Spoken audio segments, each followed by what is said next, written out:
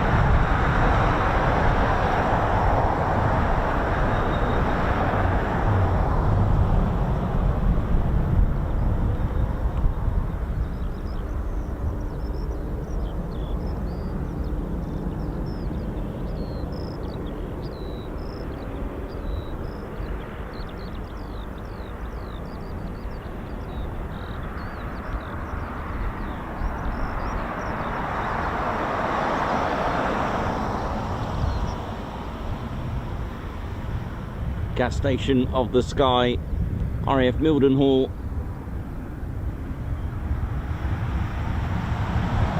It's a nice chilled out place, base. We're full of surprises, I'll tell you that much. For those that are regulars to the show, we'll have no doubt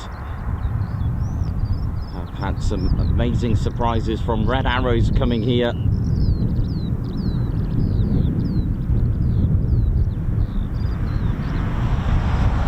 Approaches from our neighbours, from the F-35s, F-35Bs as well from Marham.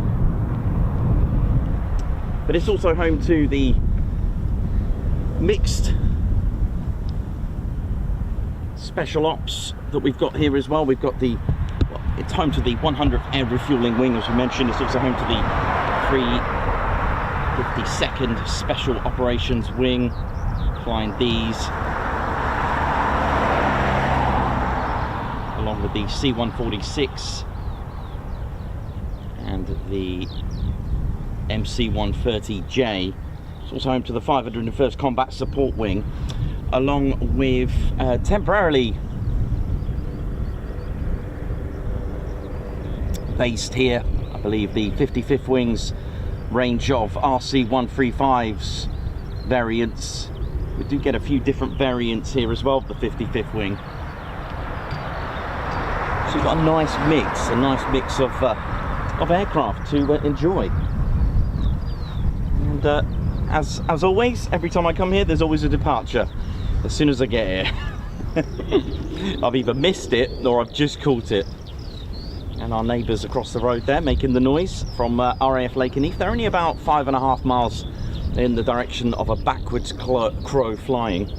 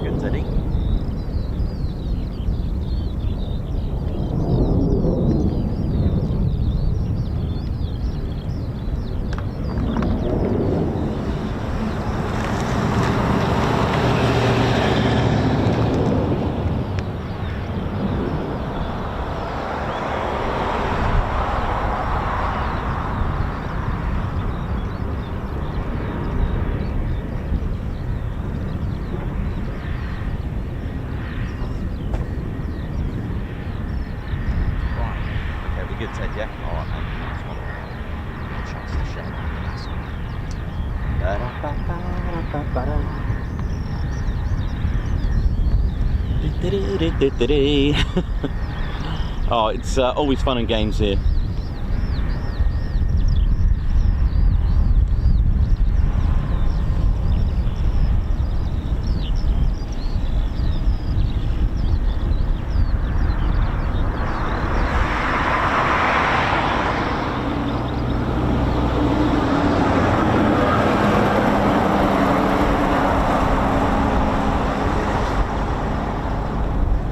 Well, welcome to the show.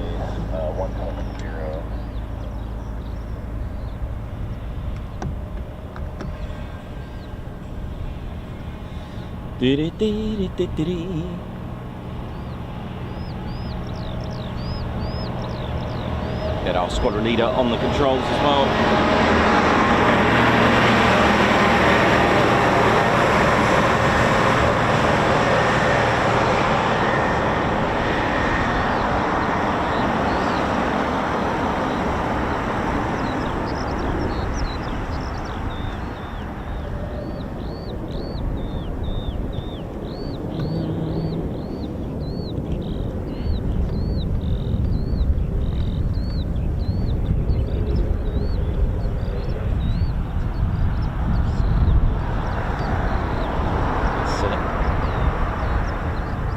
RC-135 in bear language.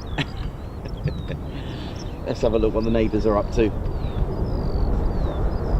Getting a bit excited, the neighbours, aren't they?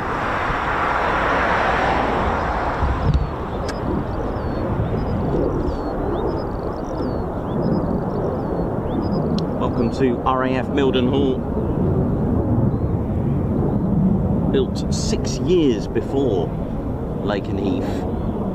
It did establish itself as a bomber command station. But its first objective was actually an air race, the Royal Aero Club, the Mac Robertson air race that took part on the 20th of October 1934, and it was the de Havilland 88, the Comet, but still going today, still flying today, of the Shuttleworth collection, which we saw fly at the Festival of Flight at the Shuttleworth Collections Air Show at Old Warden Aerodrome. It's amazing after 90 years that it's still flying, and it was the winner, the Comet that was labelled and named Grosvenor House. Amazing. And it was Mildenhall to Melbourne, Australia. About 72 hours it took.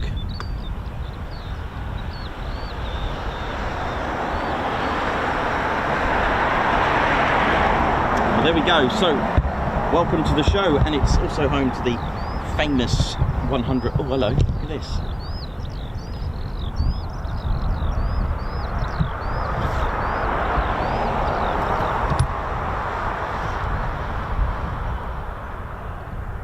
To safety. So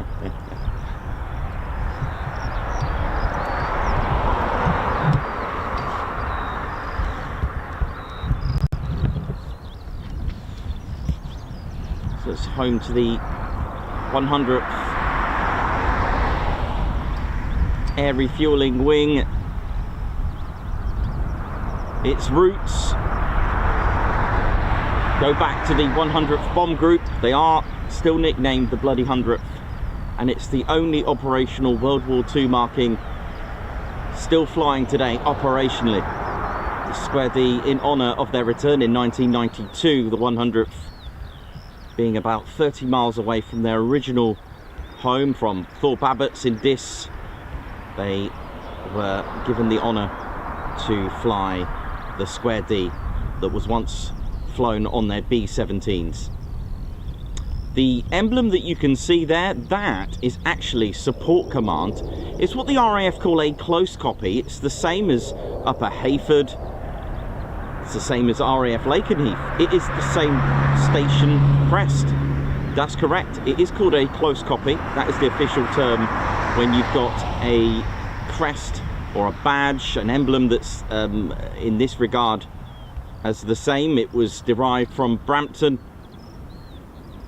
for Support Command, and Lakenheath, Upper Havard and a few others, including here and other bases, share that.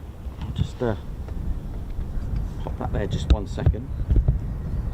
I'll just give you a little bit of history about that actually. Support Command, it's quite fascinating. And you can see the square D, so that's what it all means for those wondering about all the markings and as such. So that's the square D, that's the reason why. And if you just give me 1 moment, I'll give you the list.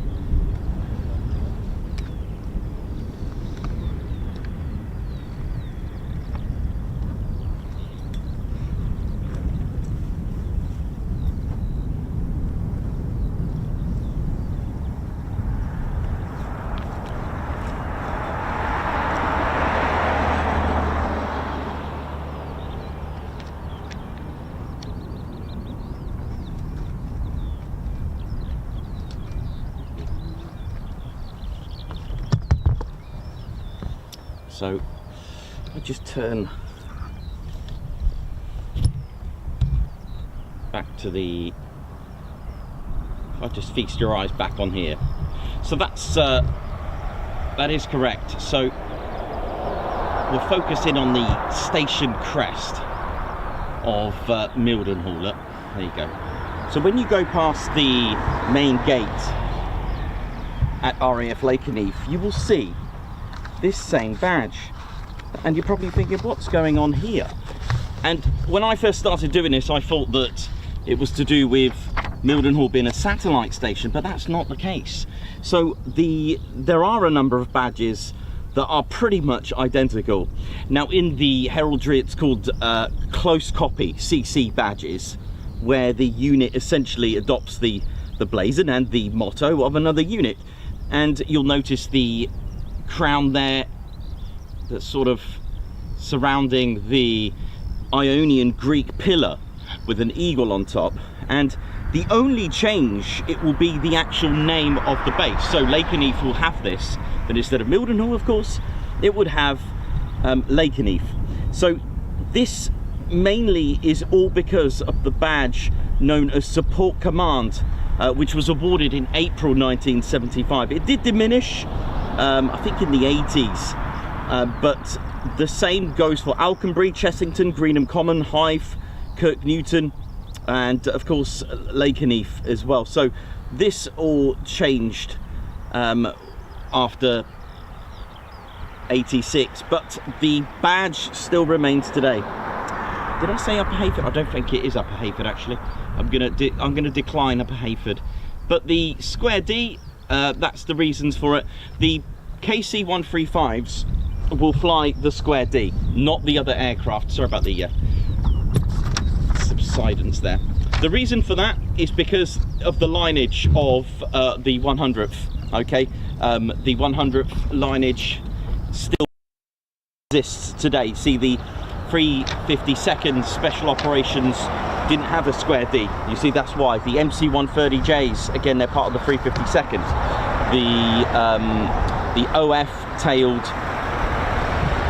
RC range, again, they don't fly the square D. They're a different lineage, you see, and that's the reasons behind it. All to do with the different squadrons. Now, the actual group that flies, this is the 752nd Special Operations Group, and if we break that down into squadrons, it's number 7 Special Operations Squadron, which fly the CV-22 Osprey that we can see on our screens there.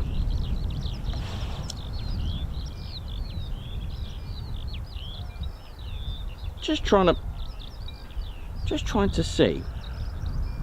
So I mentioned Upper Hayford. It's now intriguing me what their badge was.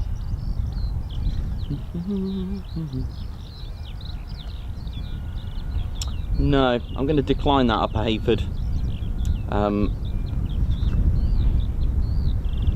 Yeah, I'm gonna. I don't think it was.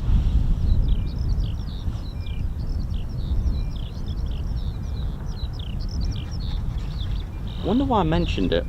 No, it was Upper Heyford. I am correct. It is Upper Heyford. I'll take that back. I should have stuck to my instinct. There we go. So Upper Heyford as well did have the support command, and I guess they didn't change it. There we go. Bit of interesting fact for you. Lots. I mean, you know the score with the channel. We're always coming up with facts. My name's Nikos, cameraman, commentator, and historian, and sometimes should listen to my own first instinct. So that's why the Square D is still flown today. And of course, having a tailcode system back in the Second World War did have its changes.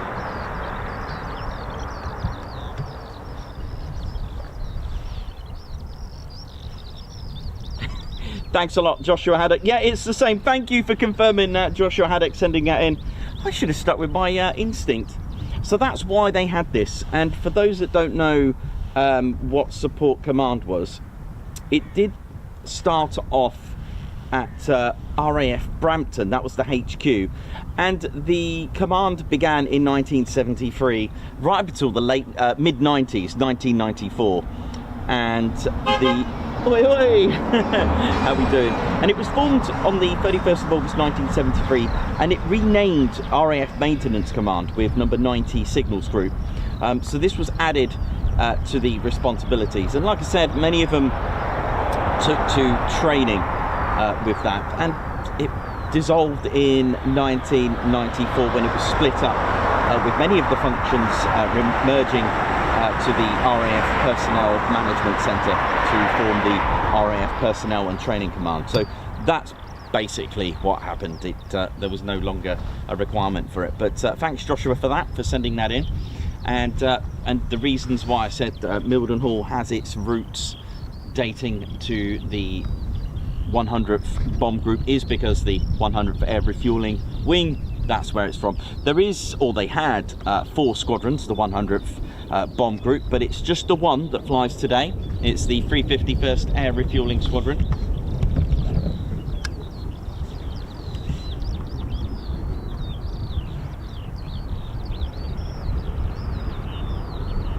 Oh, those look like those F-22s.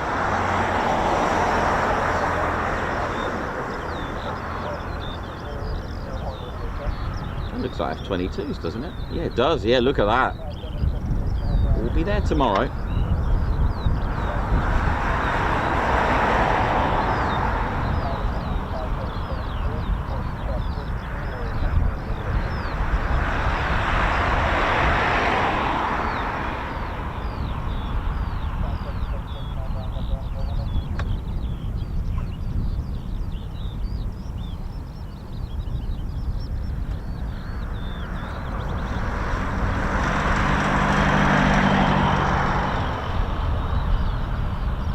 The building that you can just see there, just underneath, that's one of the original Second World War Grade 2 listed buildings.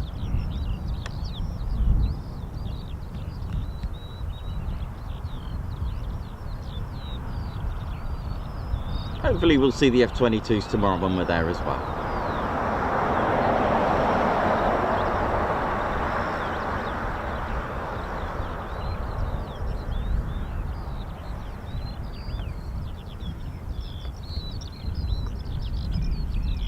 Nice chilled out environment here at Mildenhall. Always is nice. We are in the Nook campsite. We'll talk to you about that in just a moment.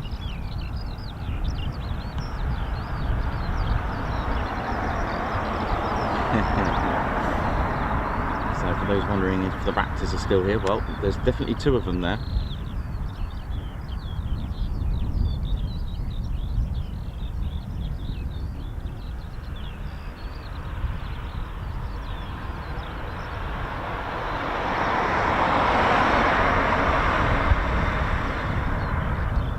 Welcome to the show, ladies, gents and teddy bears. Hope we're all good. So yeah, the marking systems that were created weren't always letters and shapes. The Luftwaffe did have a very complex system of chevrons and shapes, of course.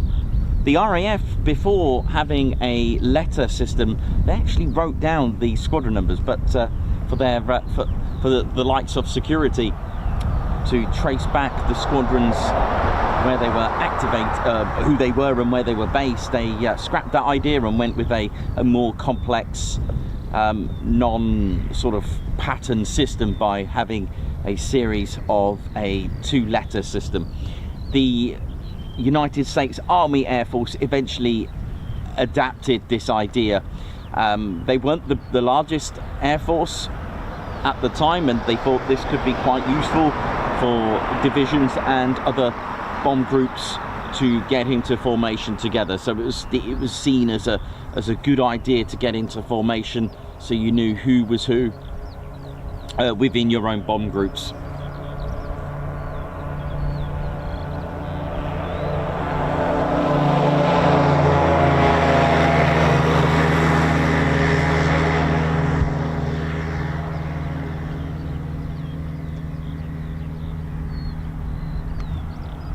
Hope we're all good, ladies, gents, teddy bears. Welcome to the Ted Coningsby channel. And we just had a couple of Raptors go in the distance, which is always nice.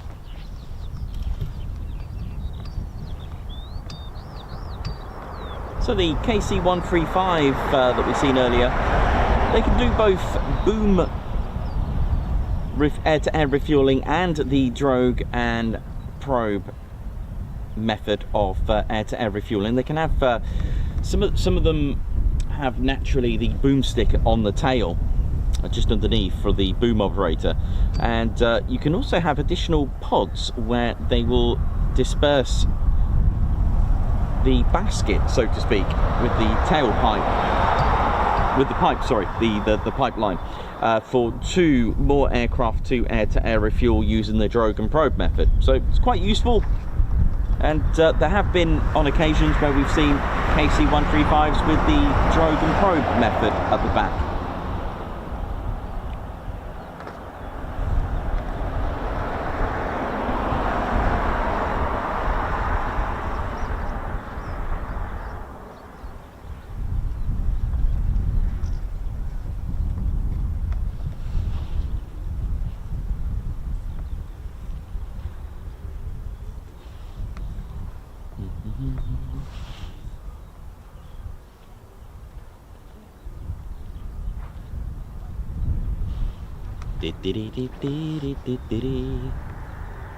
So it's a place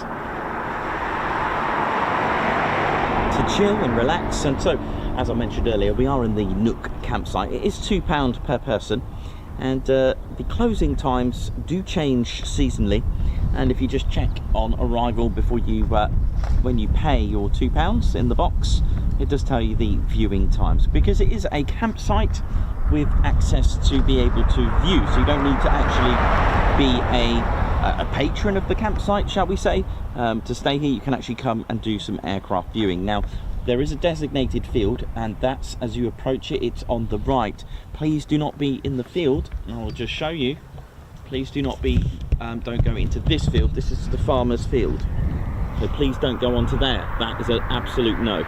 All right, so that's the approach there as you come in, and the field where I am, that's absolutely fine. There's the old bus where we used to go to back in the days, back in 1809. And there's plenty, there is a little platform where you can have an elevated view. Plenty of space, all right. And this is known as also John's Field, but it is in the Nook campsite. So if you are wanting a camping holiday of planes and camping, this will be your ideal place. I don't know how much it is for a pitch or anything. Maybe I should find out. And yeah, that'd be cool, wouldn't it? And of course, Lakenheath is just across the road. It takes about 15 minutes by car, thereabouts. So you can do a bit of both. Mildenhall is 24 hours and it is managed by Lakenheath Tower. So there are people that go to Lakenheath in the morning right up until sort of mid-afternoon, and then finish off their evening and afternoon and evening here. So there you go. Well, that's if you're camping, of course. If you are being a resident here. I mean, how cool was that? But it is 24 hours, so expect maybe a late night wake-up call, an early morning wake-up call, I guess, from the heavies. And as mentioned, it is managed by RAPCON. That's Radar Approach Control, and they are at RAF Lakenheath. Now, that's not to say there's no one here in the tower. It is manned. They deal with more of the operational and ground run side of things, so engine starts, ground runs, taxiing, all that kind of stuff. That's all, you know, with the operational side of things, that's all done here. Okay, what else have we got in the skies over at Lakenheath? Another 2 aircraft. Let's have a look what they are. These look like F-15s, F-15E Strike Eagles.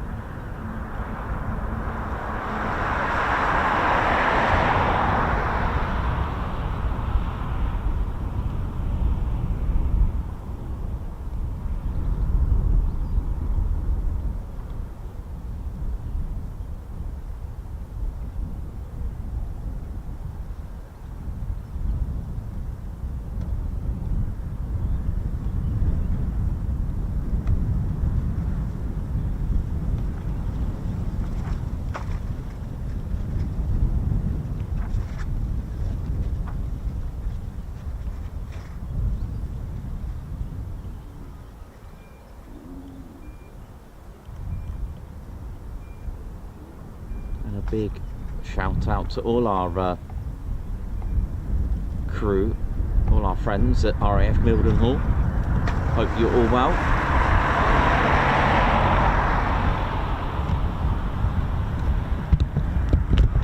So the same housekeeping applies, ladies, gents, teddy bears, when you come here. So please don't touch the fence, climb it. Of course, please don't do that. Please don't damage it and cut the fence, and please keep things sweet and neat, because we'd like to continue to do this.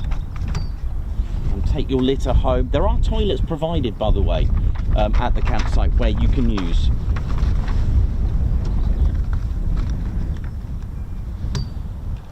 There are no food facilities, but there are, like I said, there are toilets. Please take your litter home with you as well. And again, the usual Ted's housekeeping and awareness, security awareness. Please be aware of your surroundings. Ted and I are working on something in the background, by the way. It's Ted's aircraft safety and awareness project that we got going on at the moment. So I will fill you in the future with that. I'll tell you how that's getting on. It's something that I'm going to be putting together, and I may even be handing them out in due course, but for now it's at its development stage. I'm just trying to help as much as we can from this side of the fence, where we can eliminate and be more aware of our surroundings, of what's going on. Aircraft enthusiast savvy. But there we go. So right, back into the history here. 352nd Special Operations Wing. They fly. They have 3 aircraft here now. CV-22 Osprey that we can see on our screens, the tilt rotor aircraft, the MC-130J, and the C-146 Wolfhound.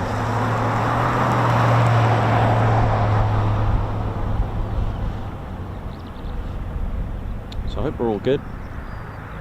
And, very good morning, good afternoon, good evening, good day, wherever you're watching from in the world.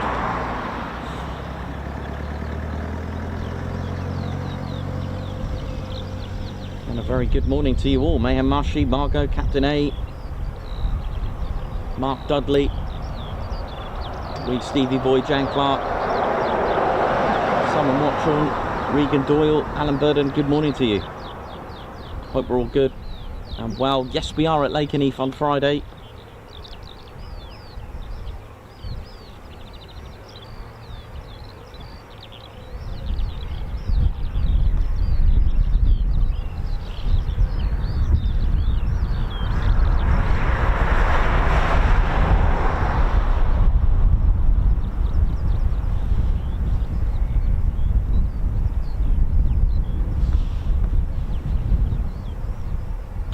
352nd Special Operations Wing, anywhere, anytime, any place. That's pretty much Air Commandos. That's what it's all about. You don't mess with these. Now we've got a bit of flashy going on the CV-22 Osprey, which is good at the moment. Hopefully it's not just a ground run.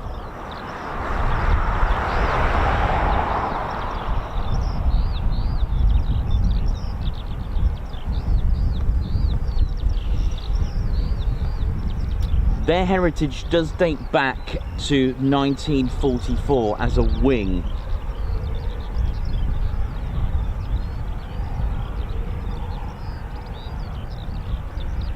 They are the focal point of the US Air Force Special Operations activities throughout the European theatre, the US European Command, as well as the US Africa Command as well. They did start life off with the theme and the genre of Air Commandos. They were the 2nd Air Commando Group, formed in 1944. They were assigned to the 10th Air Force in India, whose elements operated in Burma, flying a mixture of fighters, bombers, transports and military gliders as well, and performing operations behind the Japanese lines, providing close air support.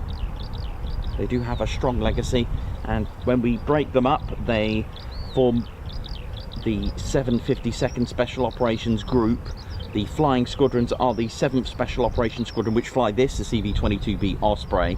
The 67th Special Operations Squadron, they fly the MC-130J Commando 2, which is pretty much a souped up C-130 Hercules. We've also got the couple of other support squadrons and tactical squadrons, such as the 321st Special Tactics Squadron and the 352nd Special Operations Support Squadron, along with the 352nd Special Operations Maintenance Group as well.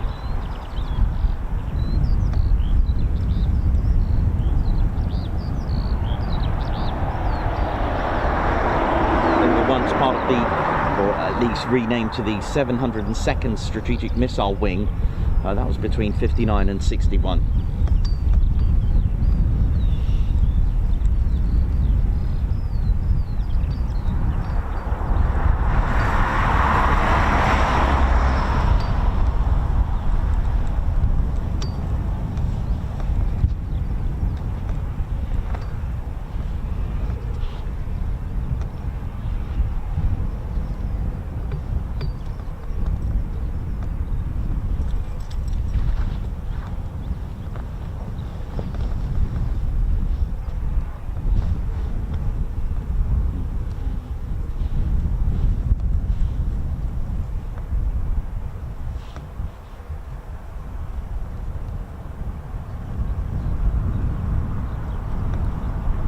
Now, they were flying C-47s in their time in India. They were also known as Chindits as well, officially known as long-range penetration groups, but also known as Chindits. They were flying the C-47s.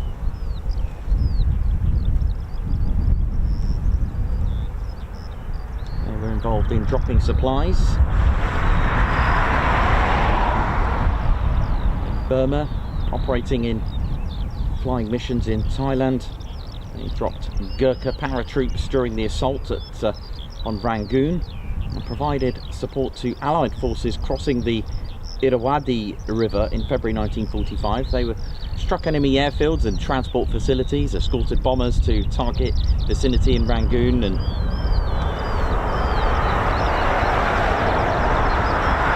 after May 1945, the fighter squadrons were training, and the group's C-47s were sent to Lido to move the road building equipment. And the 2nd Air Commando Group, they were sent to their next operation in Okinawa for Operation Downfall. But once they disbanded in 1945, they then entered the Cold War era. 5 years later, were organised as the 702nd Strategic Missile Wing. So they've been pretty much anywhere, anytime, any place since 1944 in the Commando Special Ops role.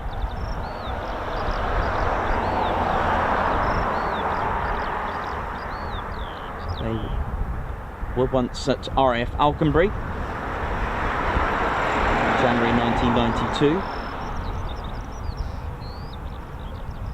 They performed many roles and airdrop missions around the US European Command areas.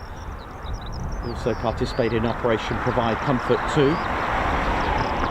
Allied Force as well, Deny Flight, Operation Provide Promise, the Northern Watch over northern Iraq, and in February 95 the 352nd relocated to RAF Mildenhall and have been here since 1995.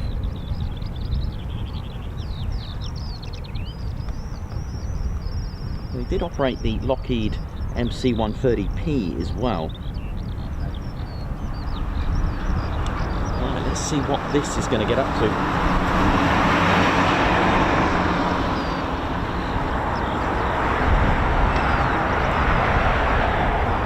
I think we've got a ground run.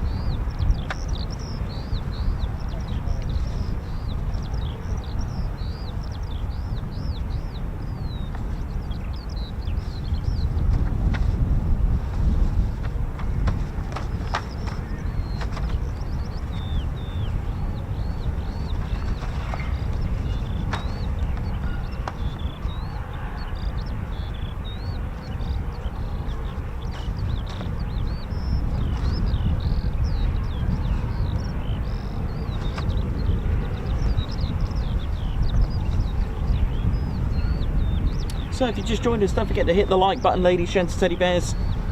Give us a thumbs up if you enjoy military aviation, a nice mixed variety from chill to thrill. This is what we do, from air weapons ranges, from a base to a place.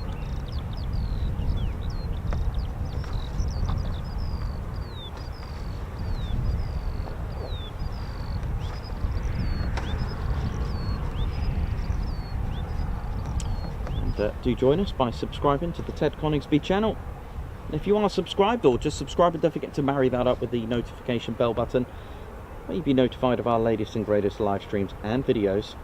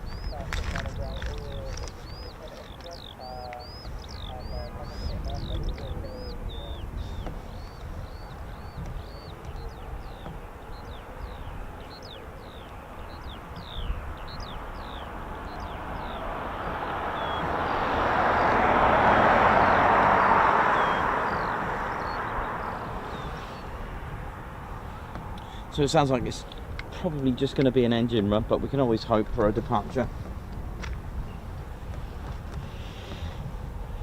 At least we get to hear it there and now.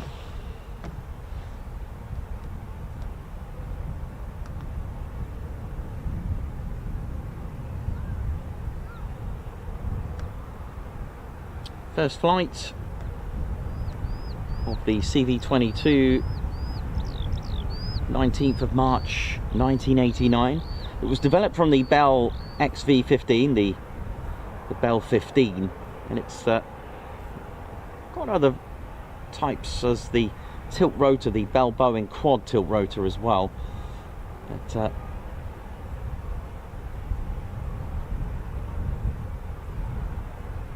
it's got a length of 57 feet and 4 inches. That's 17.48. That's outwards, but that's length folded at 62 feet 7.6 inches. That's 19.091 as a folded length. Wow.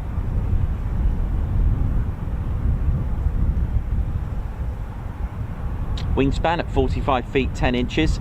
The width folded, that's 18 feet and 5 inches. Wow, that's a lot, isn't it? From 84 feet to 18 feet, or 25 meters to just 5 meters. Height at 22 feet with the engine nacelles vertical at 17 feet 7.8 inches. That's 5 meters to top tail fins.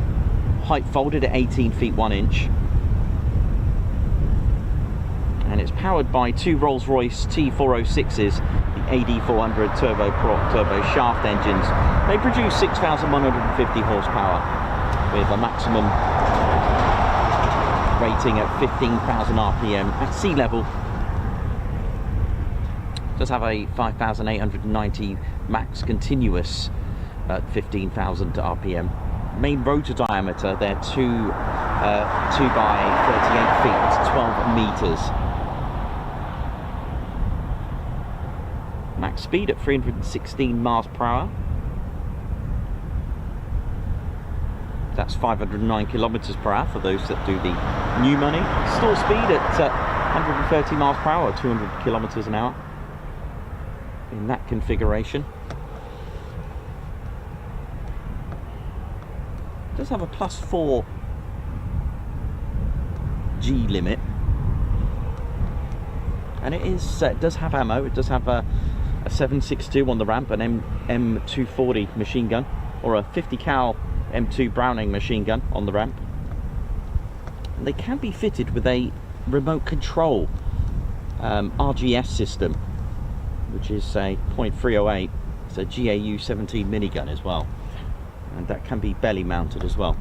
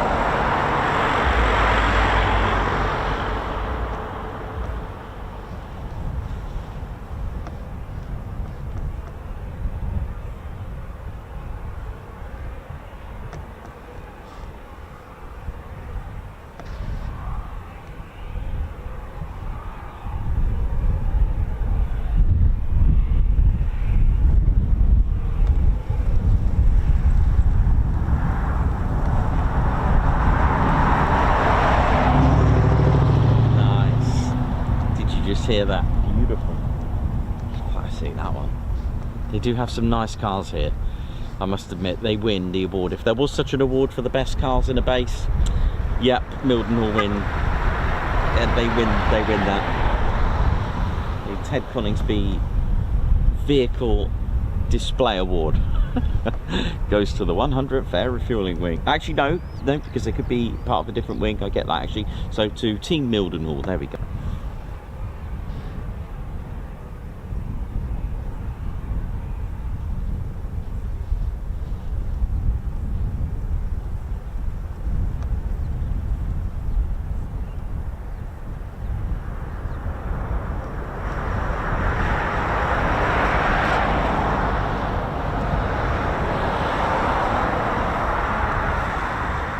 So it'll be just probably an engine run, unfortunately, for us. I don't think we're going to see it, but it could turn out into a could eventually lead into a departure, I guess.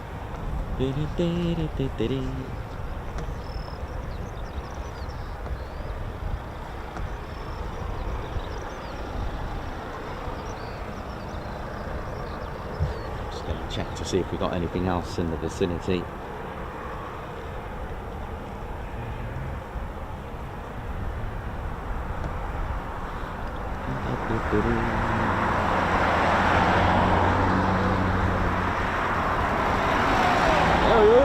And remember when we had the A400s from Belgium and France as well here? Do you remember that? 2 A400s here together, and one of them did a spectacular tactical departure, if you remember that. So we've had some absolute thrilling times. We've had the F-15 QAs here, we've had F-16s here, we've had an F-16 doing the certification for the BAC 12, that's the arrestor kit. We've seen all sorts here. Oh dear, even Red Arrow's coming here as well. It's amazing. And we've made many friends here, so it certainly warms the heart here to be here, and it's such a relaxing place as well, and just chill and just see what happens.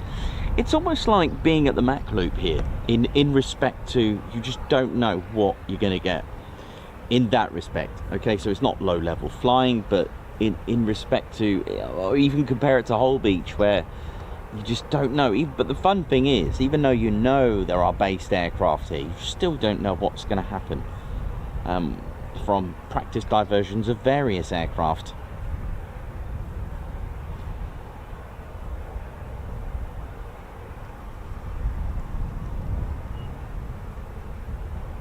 Tony Rivers, how you doing? Hanosaurus Rex, Keith Cornell. Oi oi to you, hope we're all good. Christine Barnes, not Captain Weber, Alan Burden, Tony Rivers, Mayhem, Gaz O'Hare.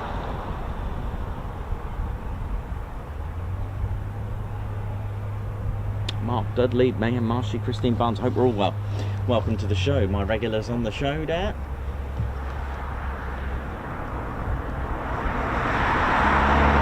Just gonna grab my cup of tea, I'll be right back.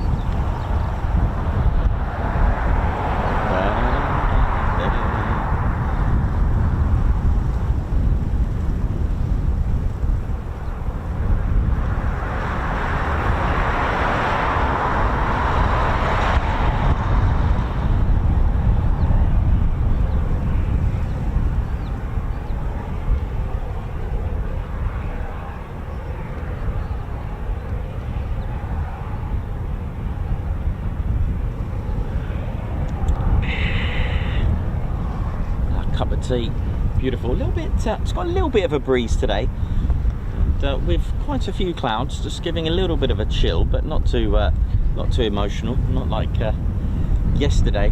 For those that were on our Discord server, for our members, got to see what it was actually like before streaming, the horrendous emotional conditions.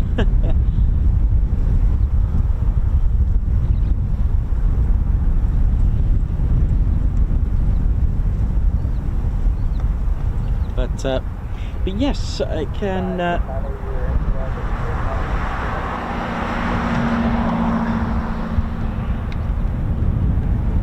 so yeah, it can have its moments here when it can be extremely busy, and you can have some extremely quiet periods. We've gone hours without anything, one movement in a whole day. Now I remember that, but that's what can happen. But you can then come on another day and it's absolutely busy.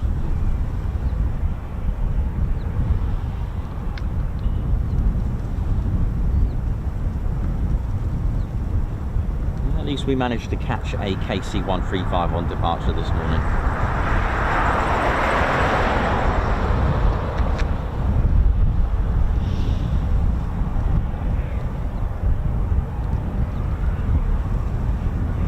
Lots of you in the chat buzzing. Nice one. Who's looking forward to REAP? We're there on we're going in on the Saturday, so looking forward to seeing you all. Ted and I might come up with some fun stuff as we're walking around the grounds at REAP. We may, if I can get this done on time, we may do like a little fan-based video with all of you as we're going and walking around, with your consent of course. We'll get a little digital consent form where you can we can make like a little members video, I reckon, like not as in a members only video, but as in having a little quick oi review, a little, I don't know, a 60-second or 30-second bit of footage with you all, with Ted, and yeah, that'd be quite fun, wouldn't it? So we are thinking about doing that. If I can get my digital release form sorted, I'll be able to do that with you all. If you want to do that, if you want to be on a Ted Coningsby video, come and grab us, and I'm going to try and get that done over the weekend. It's something I'm familiar with when doing releasing my own content, and also when I was doing wedding photography and fashion and, you know, that kind of thing, and photo shoots. We had a what's called a model release form, so I may be able to adapt some of that into video context.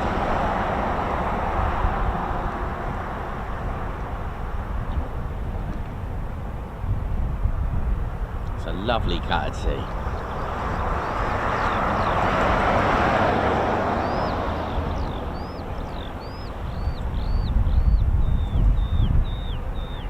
Who remembers this, doing a like troop extraction and casavac here? That was amazing, wasn't it? That was a sight and a half.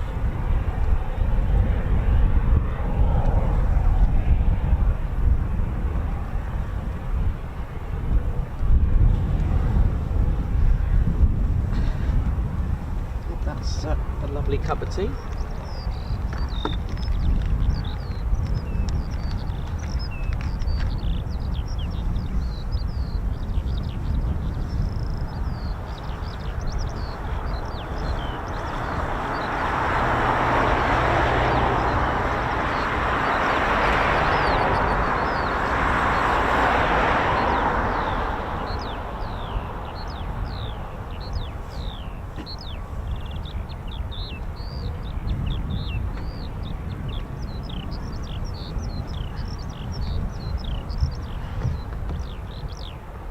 Yeah, so who's looking forward to REAP? I am. Let's have a look at the chat room there just quickly.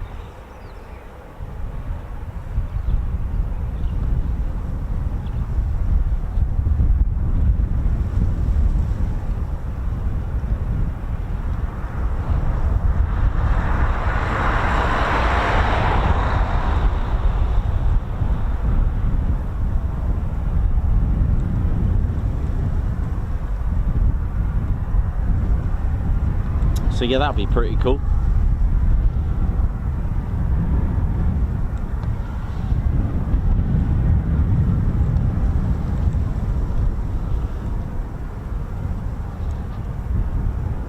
Amazing. This airfield was once one of the larger, or the largest bomber stations of the Royal Air Force during World War II. The likes of the Wellington bomber, First of all, let's go back further to the Handley Page Hayford, the huge biplane bomber, which was quite fascinating, really. Developed by Handley Page himself, a genius inspired by the Wright brothers, and decided to fulfill a dream. He was always top of the class, and developed some wonderful aircraft, even in the jet era as well. But the Handley Page Hayford, and eventually we had the Wellington bomber here, along with the Short Stirling, the Lancaster, the Lincoln. Here we go, here's our here we go, chop chop. Time for some tilt rotor sounds.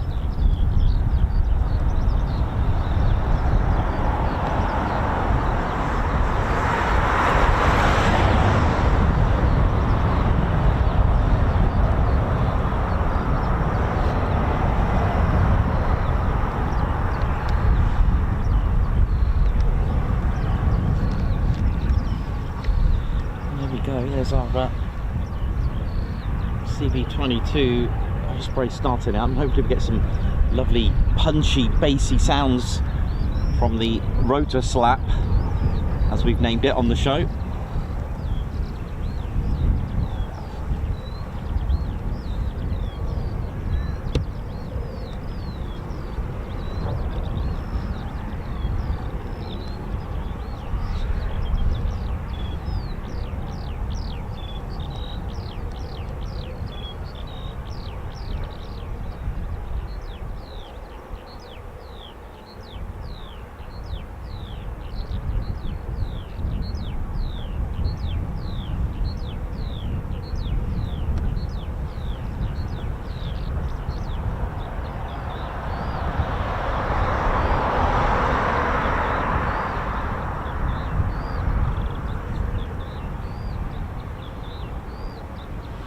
Yeah, that was a quick bit of flexing. That was a very short-lived bit of flex. So ground run and engine runs, we call that flexing on the Ted Coningsby channel. So that was a quick flex of the muscles there.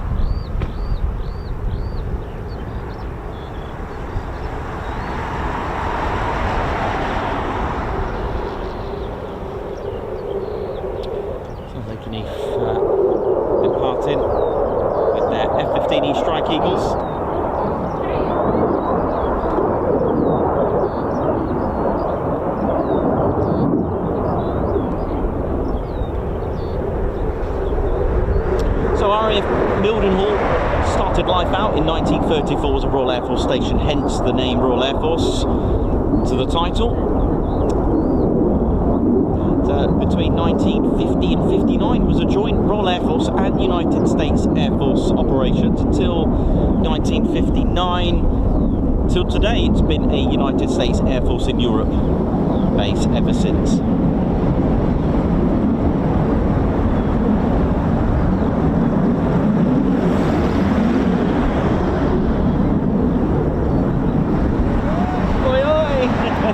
Big shout to all our friends at RAF Mildenhall. Thanks for all your oi-ois, it's much appreciated. And thank you for all those serving. And the wonderful words from our good friend, the running man, who said, you know, we create a bridge to their families. They may not necessarily see them physically on the screen, but they know that they're there and well, and it's, you know, must be nice, isn't it? Like if you're thousands of miles away and you know your son or daughter is working here, and you can just tune in just to see where, just so you know you're there, you can see where they're working, and you know that they may be, they're flying, I don't know, we don't go into that detail, but nice feeling that, you know, maybe they work on the CV-22, and like, and they could say my daughter works on that, for example, or my son-in-law or daughter-in-law, things like that. It's a nice feeling. It was very humble when I heard that, and I thought, oh, thank you. It makes me very proud to create that.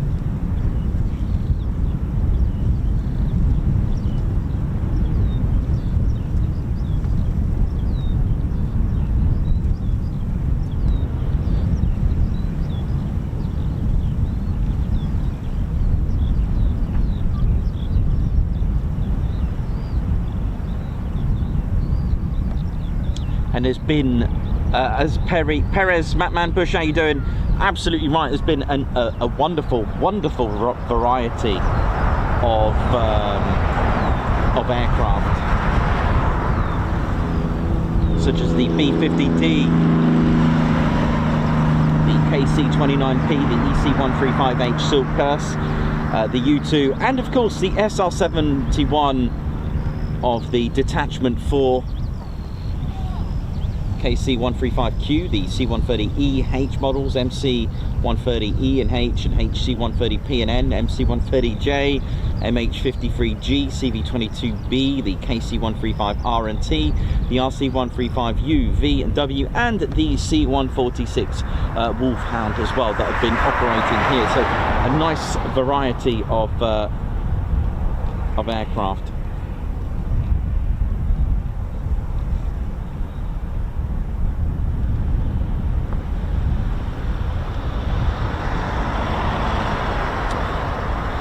B-50, if I remember correctly, I only came across it very briefly, was like, almost like it had a slightly longer, it was like a modified B-29, wasn't it? If I remember. Slightly longer with sort of uprated engines, if I remember. It was just, had a slightly longer fuselage. It was like a revision of the B-29. And it had more powerful engines. It was the Pratt & Whitney 4360 engines. 4360. So according to my maths, hang on a minute, engine displacement on a 4360. If I times that by 1.64, wow! So like a 71 litre engine. I mean, wow! According to my maths, that is just a quick guide at about a 71. Let me just have a look at the specs, see if it does come out with that. Yes, 71 litres. Wow, that is amazing. Just a little Nikos fact, if you want to find out how I worked that out. One sec, if I can bring that up again. You'll like this. If you take the numbers that I just mentioned there, the Pratt & Whitney's 4360, if you times it by 1.64, that will give you the and then you've got to times it by 0.1 times it by 0.10. That will give you the, what is that point, hang on, sorry, one sec, times 0.1.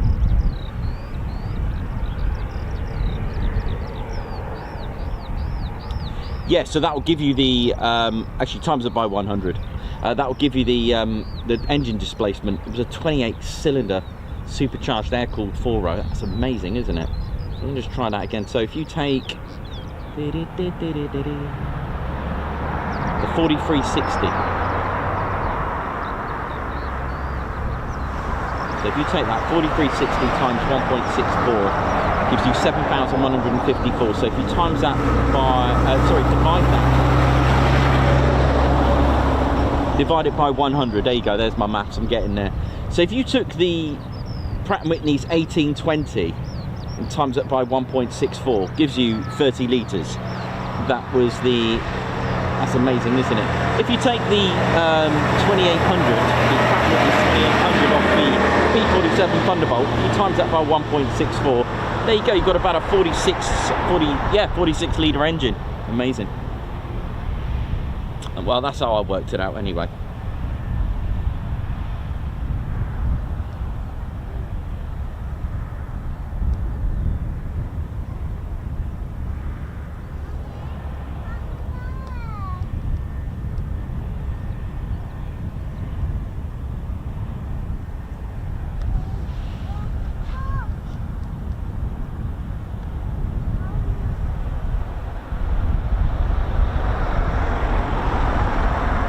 But yeah, if you look at the B50, pretty much a revision of the B29. That was amazing. Right, what we got here in the skies? It looks like we've got a F-35 doing some sort of awesome low approach.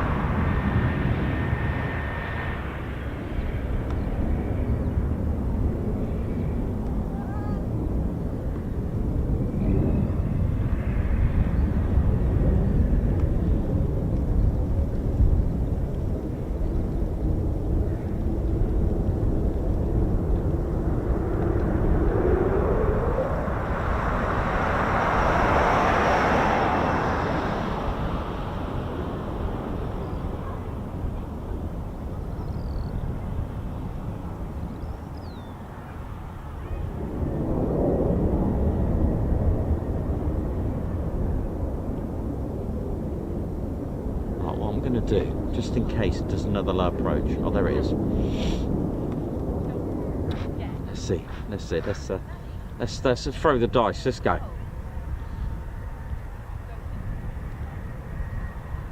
You never know.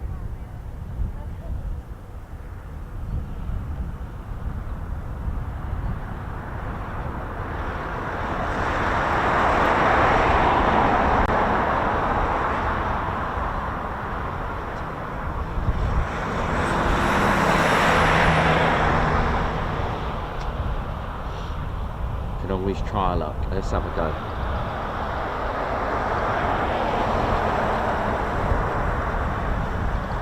Of course, if it lands, well, meh.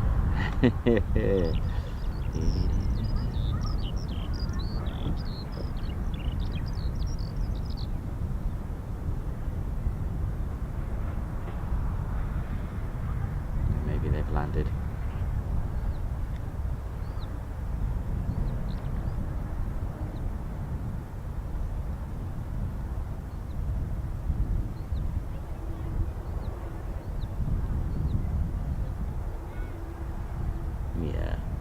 Oh well, it was worth a shot. We've had it before on the screens.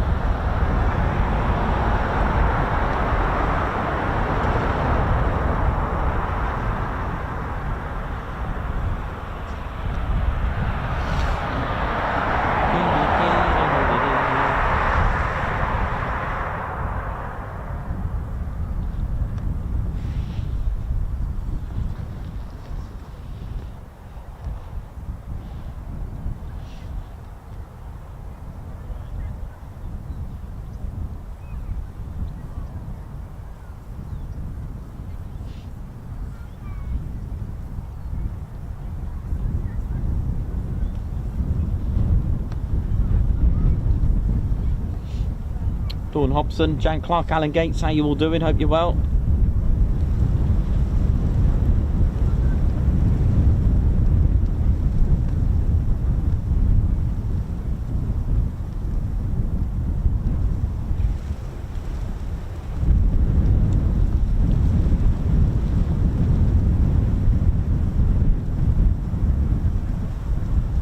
So nothing to report at this stage. The flashy is diminished, unfortunately.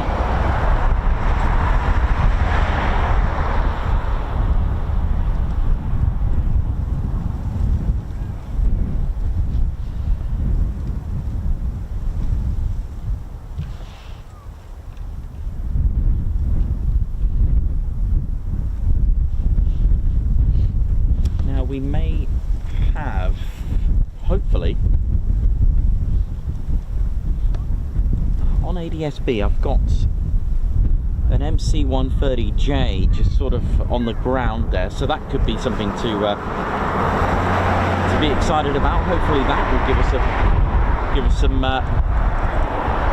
some movement. We do average about a safe average is about 1 an hour as an average here, but of course that could be completely blitzed by lots of circuits from a KC-135 or an MC or a CV-22, so let's see.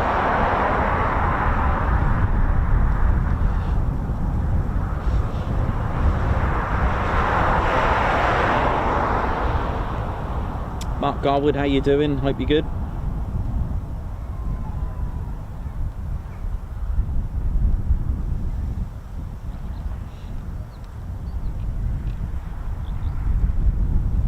Philip Knoll, well done. 24 months of Ted Coningsby membership. Thank you very much for that. Lots of support on the channel. Now, Ted's going to risk it for a bit of a Guards March with his beret on. It is a little bit windy, you know. It's we'll see how it goes.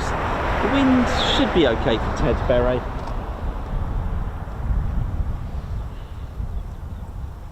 So hopefully I've got Ted a flight at RIAT as well this year. For a display, so let me see if I can get in contact. He's got a couple of flights sort of planned. Of course these things are subject to operational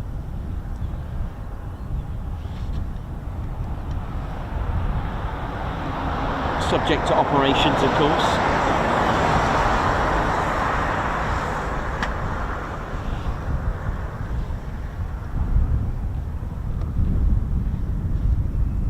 Alan Burden, congratulations for being with us for 25 months as a member. Oh wow, time certainly flies on this channel. Thank you very much. A Guards March to you, thank you. Wee Stevie Boy as well, thank you for the super chat. Thank you very much. And another one, actually, a super sticker from Wee Stevie Boy, another Guards March, thank you very much. And congratulations to Wee Stevie Boy for being a Fighter Squadron member who's put on nearly a year. Thank you for your 11-month service, and of course for being part of our Fighter Squadron as well. Wee Stevie Boy, thank you very much for being a star. And also Guards March for another super sticker. Tim, who's been with us 3 months, another month, finally having time again. Thank you very much. Nicola Brown, member for 10 months. Oi oi, best aviation channel. Thank you very much. Joshua Haddock, well done. Joshua Haddock has now been with us and reached the milestone for 1 year. That's 12 months. Congratulations. Oh yes, 12 months loving this channel. Keep up the great work. Here's to another great 12 months. Thank you so much to a good friend of ours, Joshua Haddock. Big shout out to Frankie as well, if she's watching on the screen. A little high five there. Jan Clark, member for 13 months, and also part of our Fighter Squadron as well. Thanks a lot, Jan.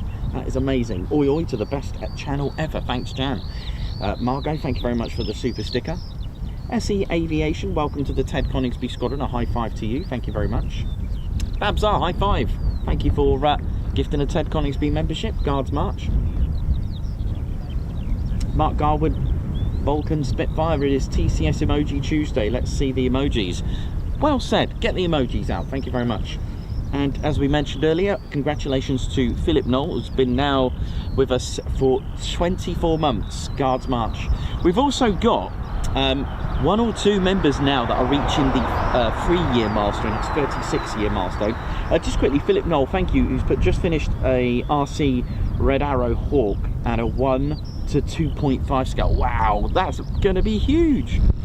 Amazing. We've got 1 or 2 members that have reached the 3-year milestone, and they've got like a grey badge. So I've actually made a 4-year milestone badge as well. Nice one.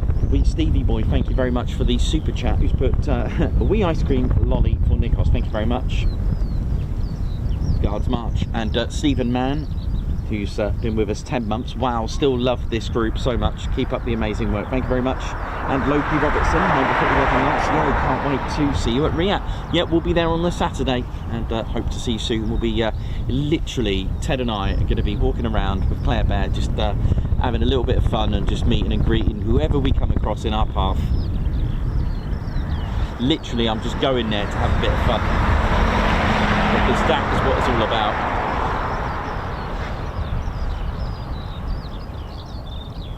You can hear the lovely birds. It is such a chilled out place. I'm hoping we get the MC-130. Where's it gone? How'd you lose a C-130? There it is. Hopefully we get that. That'd be awesome, wouldn't it?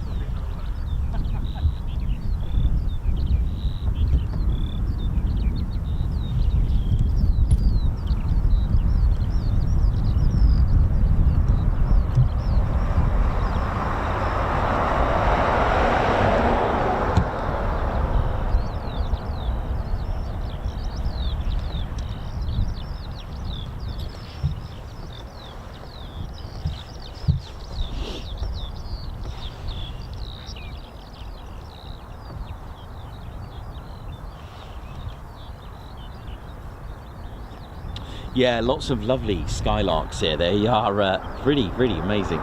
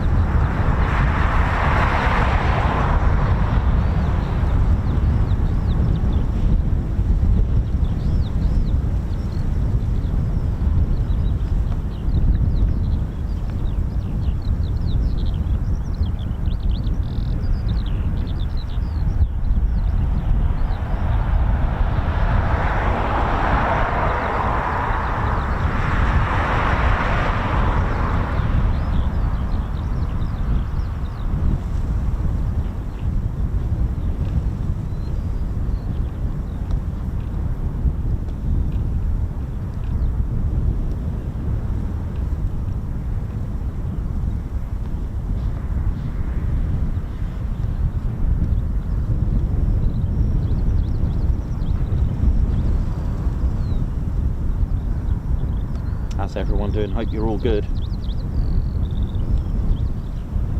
Roland Curtis, hope you're well as well. Like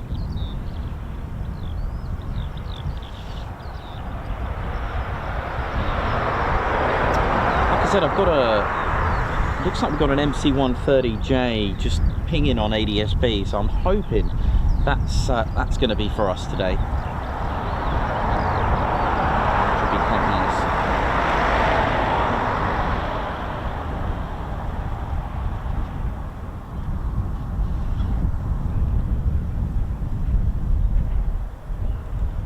Now, as mentioned, RAF Mildenhall built on the 16th of October 1934.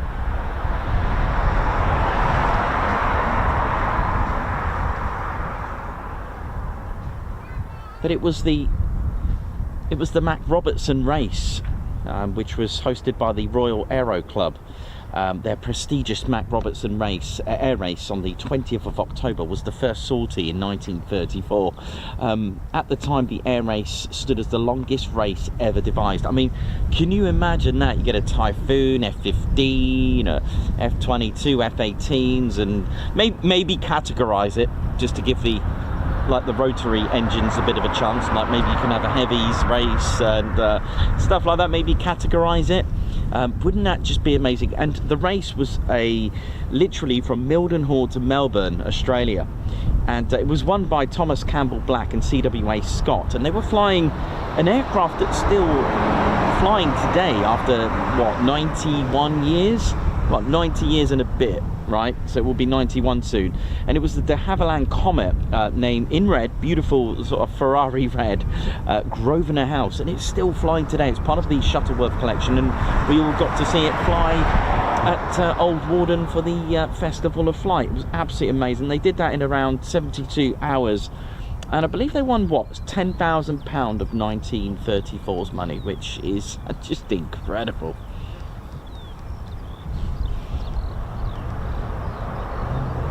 But I'd love that to happen today. Wouldn't that just be the best? Actually, correction, I believe it could have been £15,000, sorry, my bad. I can hear F-22s. I think I heard an F-22 howl. Anyway, but it was, the prize money was provided by Sir Macpherson Robertson. Actually, saying that, I think #1 prize was £10,000, and I think there was a runner-up prize money as well. I think that might have been the case, actually. Correction on that. So yeah, second place. It's a little bit windy up here.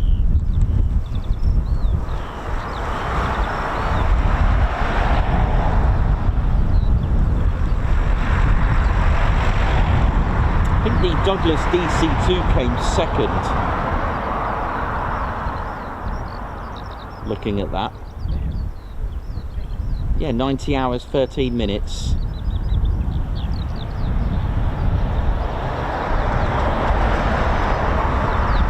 And then you got third place. What have we got here?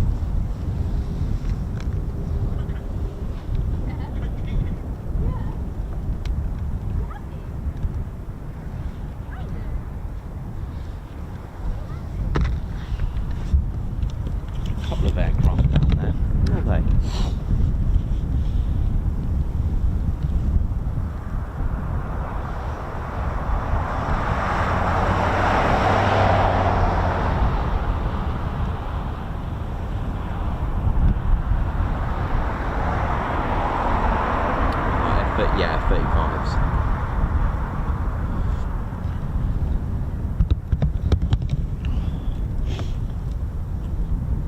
Now's really a bad time to get hay fever. Hang on, sorry.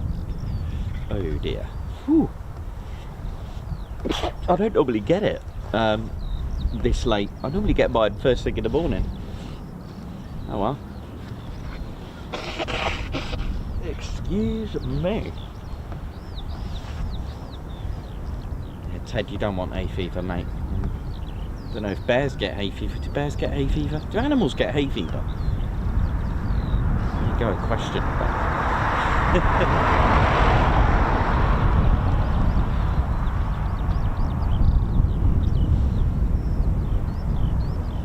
But there we go. So Mildenhall built 6 years before, and it was 2 years after the build of Mildenhall was RAF Feltwell, which is from here about 11 miles away the backwards crow flies. So we've got Mildenhall, then right in front of us we've got Lakenheath, 5.5 miles, and then another 5.5 miles after that or thereabouts we've got RAF Feltwell, and they started off in 1936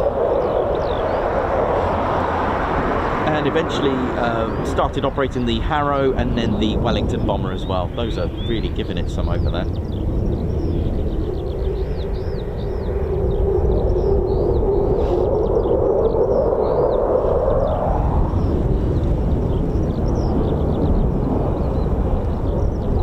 So Mildenhall was one of the largest bomber command stations. It was where number 5 Group Bomber Command actually formed, but then eventually moved to moved to Lincolnshire in the end, and it was left with number 3 Group Bomber Command. And I'm hearing some oils coming up here now. Let's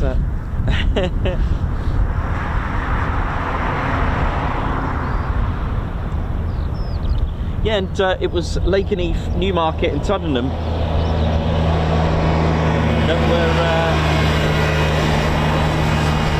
that were satellite stations to Mildenhall. So Mildenhall was the main station, and it had satellite stations of they were responsible for Newmarket, Tuddenham and Lakenheath. That was the one that I couldn't remember, was Newmarket. And during the course of the war, of course, from the Hayford bombers, from 99B Squadron to 38, and eventually flying the twin-engine Wellington bomber, and then eventually the short Sterling bomber with the likes of 149 and 199 squadrons, who eventually moved to RAF Lakenheath when Lakenheath got its own independent functioning station. It was no longer under the responsibility of Mildenhall.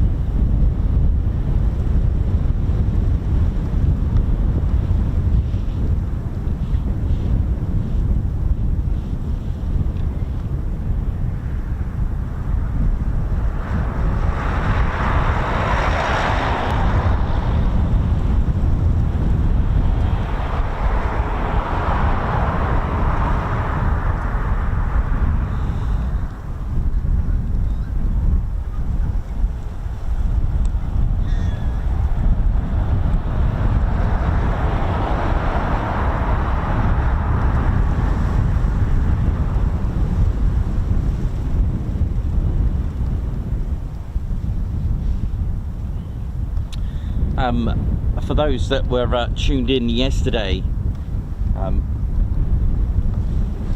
got to give you a couple of interesting facts about the Sterling and the Wellington bomber, some new fascinating facts that I found, such as the self-sealing fuel tank. For those that I came across this, it was applied to other aircraft, but I didn't know. I always wondered what would happen. You know, surely that you're going to get loads of leaks, those bombers that were suffering, but I found out they did have self-sealing fuel tanks, and I'll just talk to you a little bit about that actually. So one of the aircraft that was based here was of course the short Sterling bomber, and not only did I find out that it had these gouge flaps that would recede and, you know, expand to give it this beautiful wingspan thickness here when needed, so of course for more lift, and also to when not needed, to lessen the stall speed, these would actually retract. I thought, wow, you know, I thought this was a modern thing. I didn't expect it to be on a short Sterling. And then of course the short Sterling actually had, although it had a 14,000 pound of bomb load capability, you see these little squares, it actually had a facility for bombs here, and of course the main loading bay, which was absolutely fascinating. Let's have a look at these takeoffs we've got here just over the road. Might be able to get one for you. Is that just the one? I think it was just a singleton actually.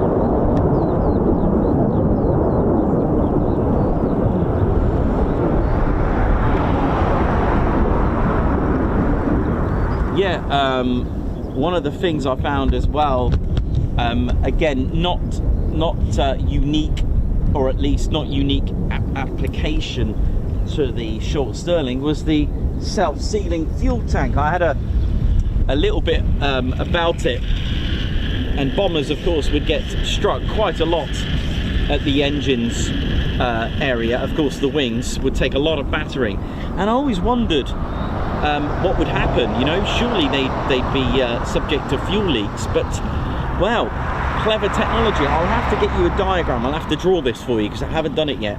They had layers of types of rubber in around the fuel tank. So I watched this video of them putting in the fuel tanks, and they had self-sealing tanks, and it had layers of rubber and this type of reinforcing fabric. And one of the rubber was almost like vulcanized rubber, and one was untreated natural rubber, which absorbs the fuel when it comes into contact with it. So once it gets hit in the fuel tank, it would cause a perforation, but the rubber would start to expand, and once coming into contact with the fuel, and hence self-seal the thing. It was absolute, I could not believe it. I could listen to my engines running, listen to these. Beautiful.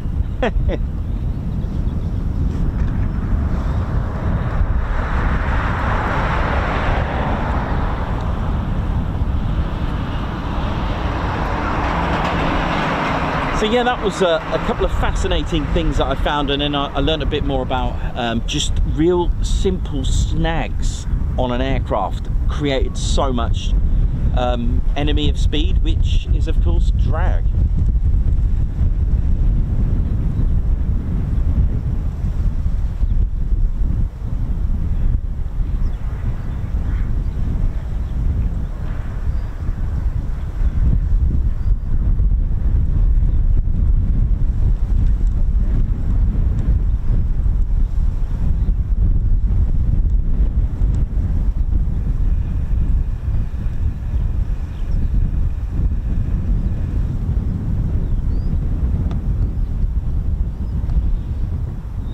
So we're just sort of being hopeful for the MC-130J.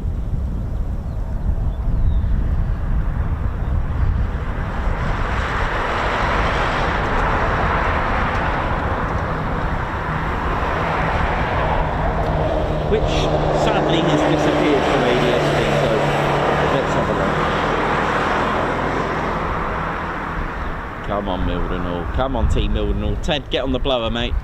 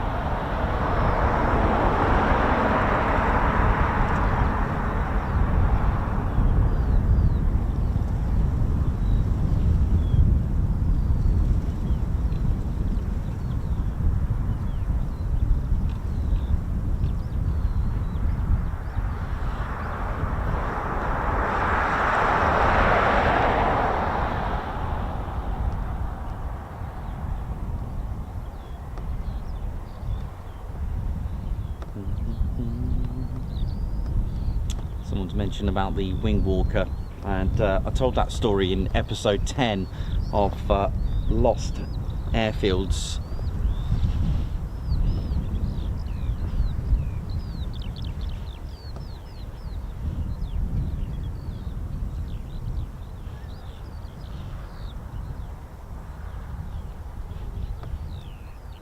And it was spectacular, that story. If you've check it out.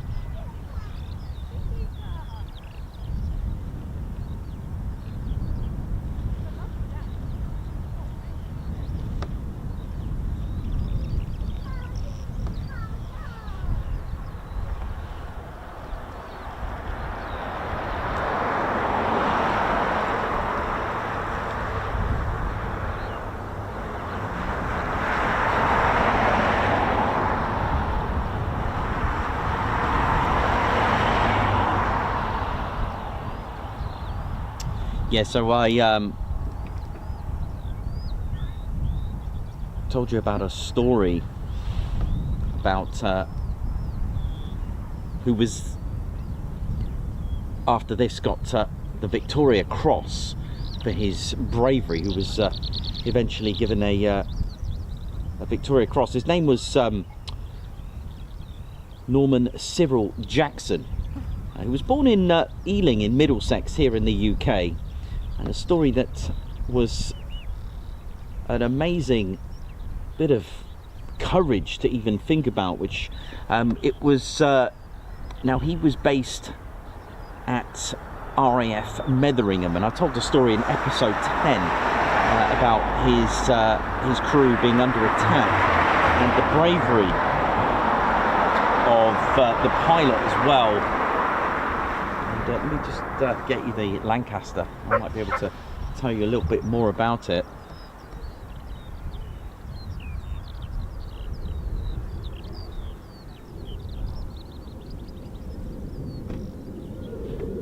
You can hear some lovely sounds there, can't you? Ooh, yeah, that's doing... God, look, I don't know, I might be too late to get you, but the dive is... They're doing a PFO. Looks like an F-15 doing a PFO by the look of it. It looked like it from there. Wow. Yeah, it was a remarkable story when they became under attack. They took off from RAF Mildenhall. Let me show you. So I won't spoil it, I won't give you too much of the... there's our Avro Lancaster. And there we go.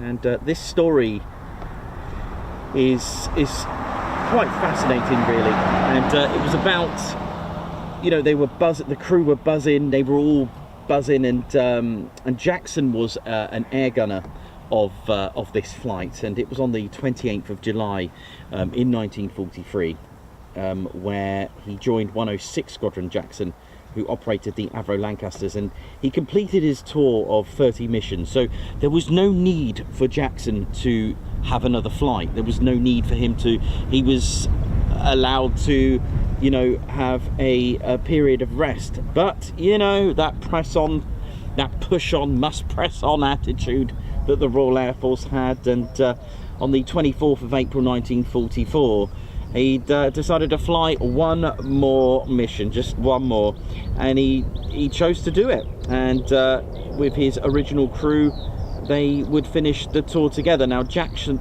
was now on his 31st mission, and it was a raid over a ball bearing factory in Schweinfurt, and it was on the night on the 26th of April 1944. They departed RAF Mildenhall, which I've covered this story. Now, they bombed the target. Now, the Lancaster they were flying was ME-669. The squadron markings for 106 Squadron, as we know from our Coningsby streams, was Zulu November. They did carry out their mission, but they were met with the German night fighters.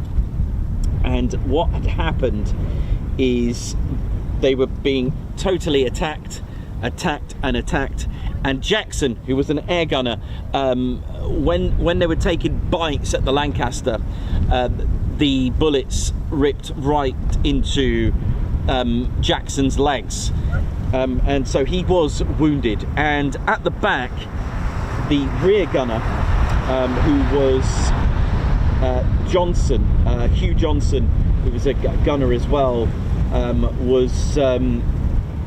was injured completely at the back. He took it badly and was in no fit state to operate the guns anymore.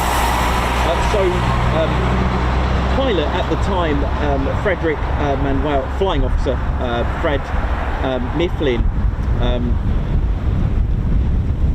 was met with a really radical request by Jackson, who was already injured.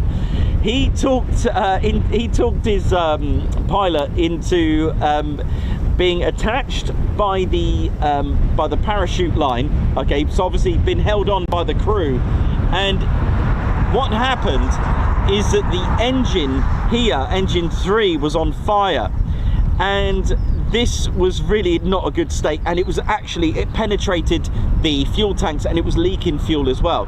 So Jackson actually managed to convince Mifflin that he would actually get out onto the wing by using an axe, you know, those escape axes, those emergency, and he'd crawl his way along the leading edge while taking a handheld fire extinguisher, and it had foam, and he was going to try and put out the fire to help his crew. So guess what he did? So this is known as the wing walker of the Lancaster. Now he got out and he bashed the 190s. The butcher birds had disappeared, they'd gone now. So he crawled his way and he started spreading. Don't forget his legs were shot at as well, by the way. He managed to actually, to the disbelief of everyone, he put out the fire while just hanging on to the axe. Yes, he did have the parachute line holding him, and they put out the fire. They were going home. They were so happy. They were like, wow, we're going home. And that was it. So he went to crawl back, but to the horror, the one FW-190 came back and started attacking the Lancaster again. And this time, Jackson was hit in the arm and shoulder and got shot as well, and the Lancaster was on fire. The Lancaster was hit again, and it caught fire again, and sadly they couldn't do anything about it. And to the horror of the men, Jackson lost his grip and fell and was swinging about. So this was pretty tragic, and they couldn't hang on to Jackson any longer because they were dragging him along, and they sadly had to let him go, and he fell 20,000 feet. Now the other crew were told to bail out, but the problem is Mifflin couldn't really leave his rear gunner. Okay, he couldn't leave his friend Norman Johnson. There was no way he could bail out, so the other 5 bailed out, and Johnson, there was no way he could get out because of the condition he was in. So the others bailed, they survived, they got caught and became prisoners of war.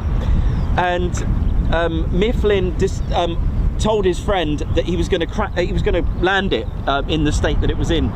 Sadly, they were never seen again, and they perished. With regards to Jackson, he survived. He survived his 20,000 foot fall. So he was awarded the Victoria Cross after the crew told the story about the man that wing walked a Lancaster. That's the fascinating story. Absolutely. I mean, who would do that? But you can get the full details on my channel.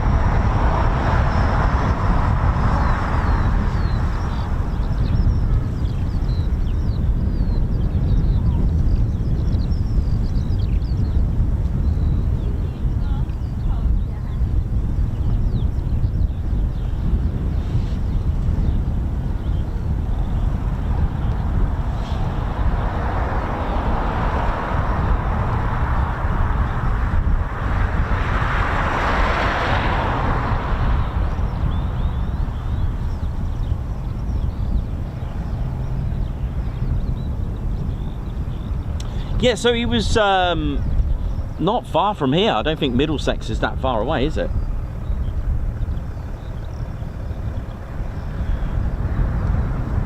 But yeah, he was awarded the Victoria Cross for that.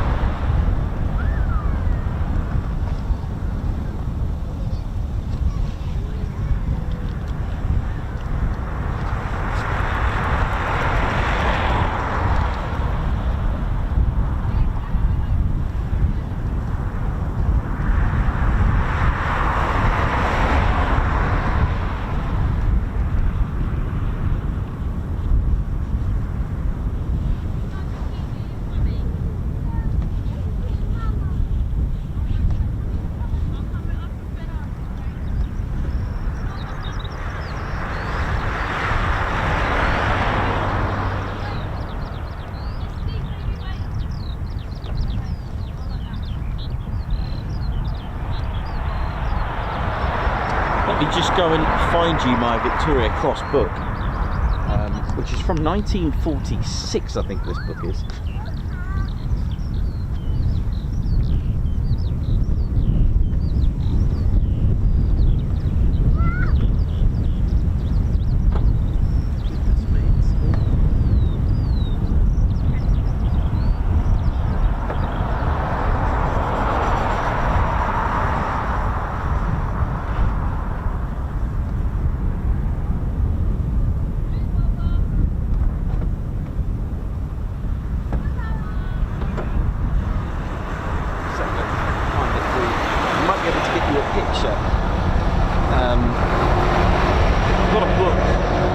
It's called the Bronze Cross book by F. Gordon Rowe, and I believe it's from 1946.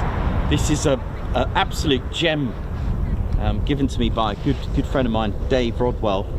Let me just see if I can find it for you, Jackson. Let's have a look.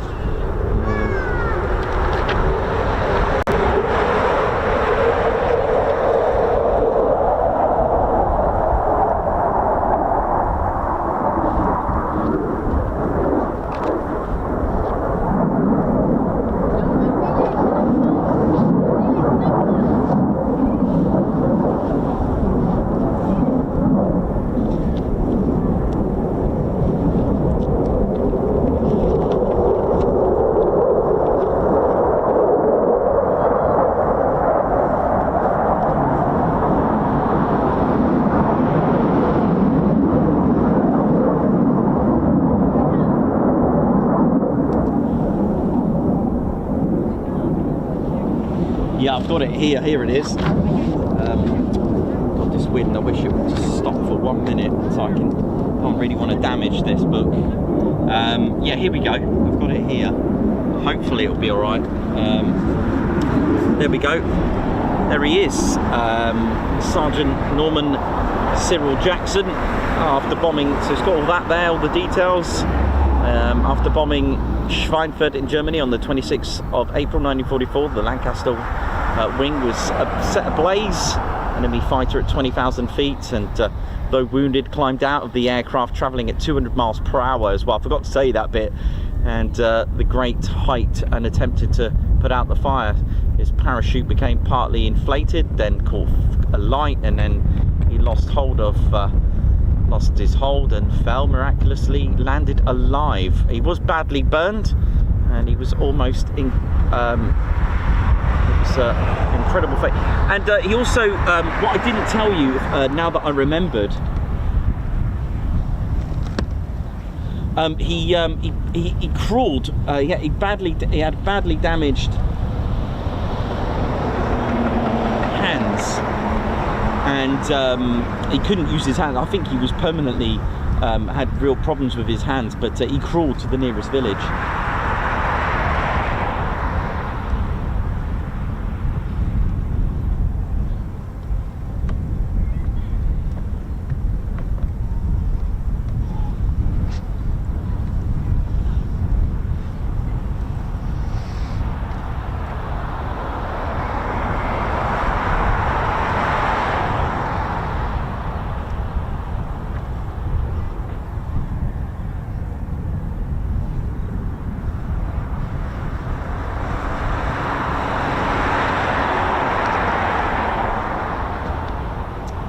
Well, it's turning out to be one of those quiet days at Mildenhall, unfortunately.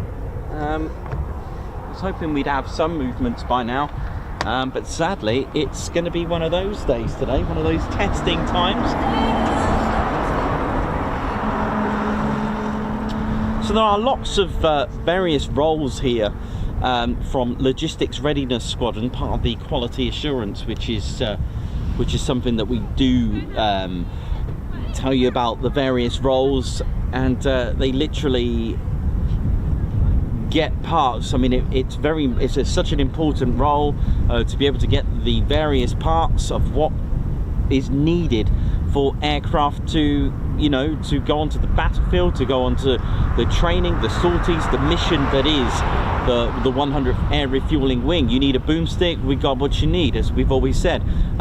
So due in for maintenance as well, they have all these various color-coded methods of color-coding each part, whether it's due in for maintenance, whether it's irreplaceable, whether it's serviceable, whether it's unserviceable. They have color-coordinated parts from red, brown, green, blue, yellow, all these kind of color-coordinated parts. It's very fascinating when I was looking into it as well.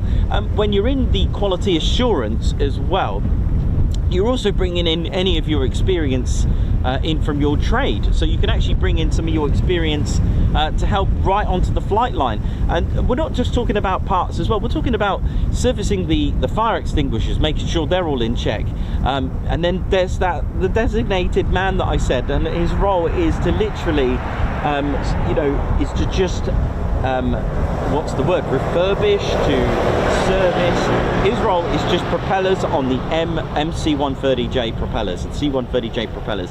That's his role. I believe he's of a senior age, very experienced, and that's all he's been doing since forever. So, but it takes a lot of attention to detail, making sure, because each tiny flaw impacts the performance. Because don't forget, propellers are literally tiny wings, and if you have any slight dent, a tiny fracture in there, anything like that, would cause performance lags. So amazing, isn't it? Amazing, all the various roles that are played. There's even those that that take care of all the scheduling for the aircraft. There's the dog handlers, the security forces, there's the special forces that we're looking at right now, commandos, various forms.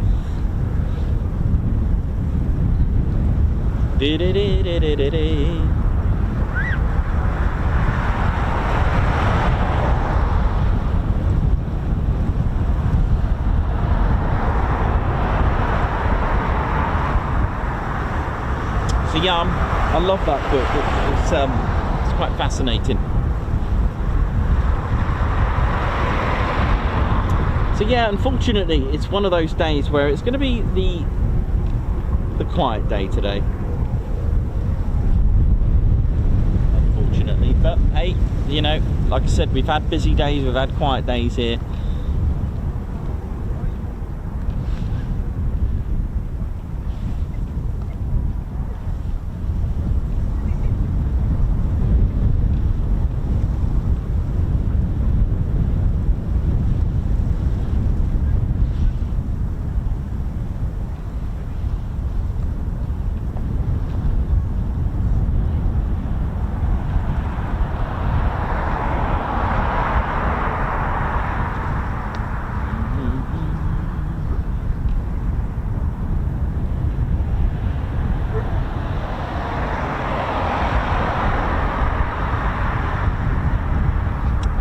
Thanks everyone who's stayed with us and been patient. I did say yesterday that it was going to be another sort of chilled out day when and then tomorrow we are at Lakenheath tomorrow for some 48 fighter wing action, so this will up the pace very substantially, but never take that for granted, because you can get quiet days at Lakenheath as well, so remember that can happen as well. I'm just going to grab another cup of tea while I can.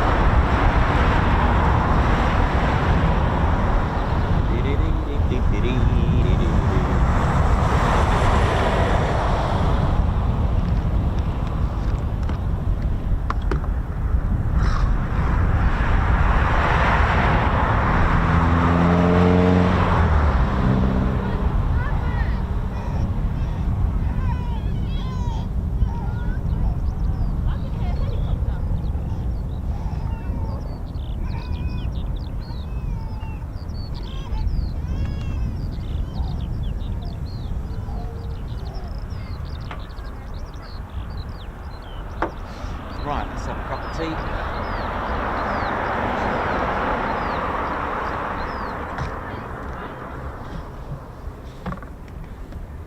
What's happening over there?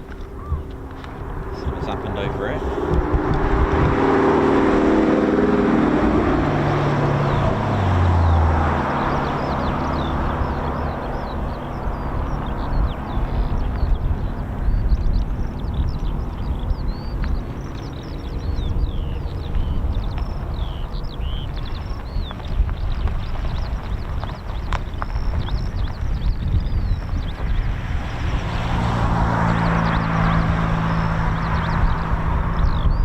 There's some sort of sports stadium, is there? Some sort of Mildenhall sports track or something like that, isn't it?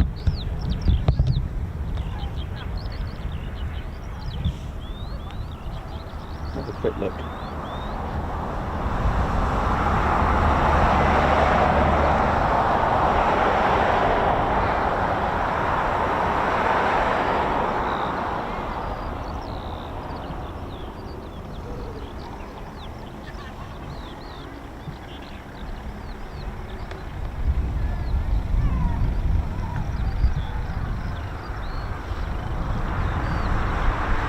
Thanks, man. Mildenhall Speedway, that's the one.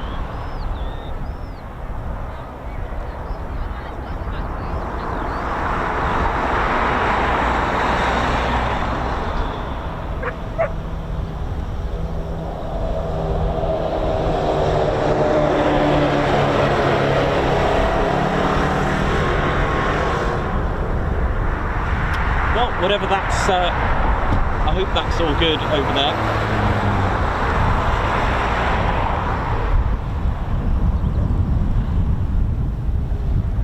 Looks like it's landed at the speedway.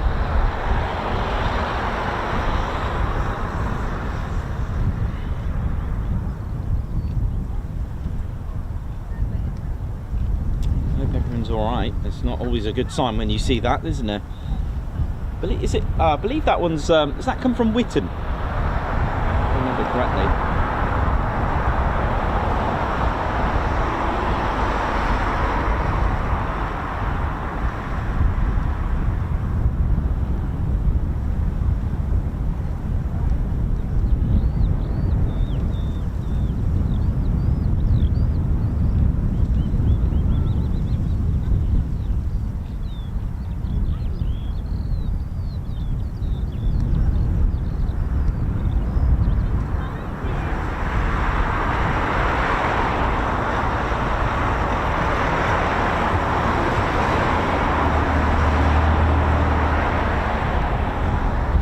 Absolutely. I know we had this before when it was really quiet, and then we suddenly had the KC-135 doing a good, what, half an hour, 40 minutes of circuits, and then ended it with the tactical landing, which was amazing. There's a lot of movement with the safety vehicles on the ground at the moment, the safety wing and the AWCU. So hopefully that might mean something.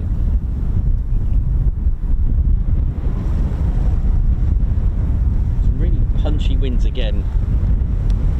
I'll tell you what, it's been the windiest year I've been since I've been doing this. It's got to be the most windiest on record for me. 2 years ago was the wettest by far. Was it 2 years ago? It was literally every stream was just rain. Could have even been last year, you know, actually, saying that.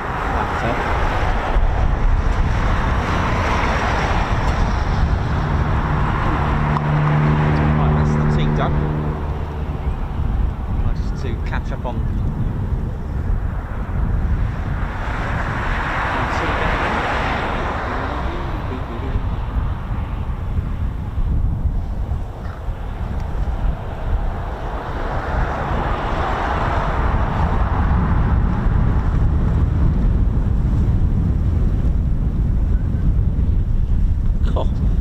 Winds going on now again. Come on, right? Come on, Mildenhall. Let's have some. Let's have a bit more movement. Come on.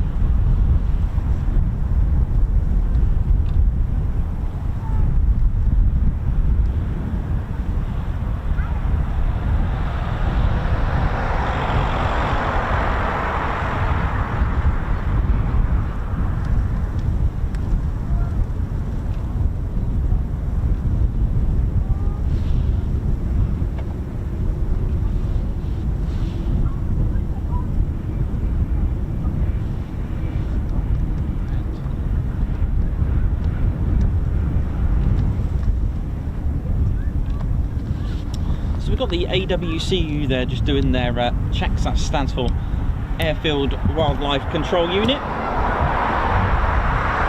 That's what the vehicle looks like. It's usually in the fluorescent checkered vehicle, and it's not just birds they take care of. They do take care of all things wildlife, with the exception of deers. They do use falconry as well, which we've got a members only video of the falconry being used, which was really exciting as well. They've got various methods from different coloured flags, from yellow, red, black, white. There's not one specific to a bird. I've asked them this. It's literally whatever works. They do have a rifle. They don't really use it. They try not to. They do have a flare gun. They can use the vehicle to just chase birds away. They can play the horn of the vehicle, and they've also got pre-recorded various sound effects and distressed birds to scare away various birds.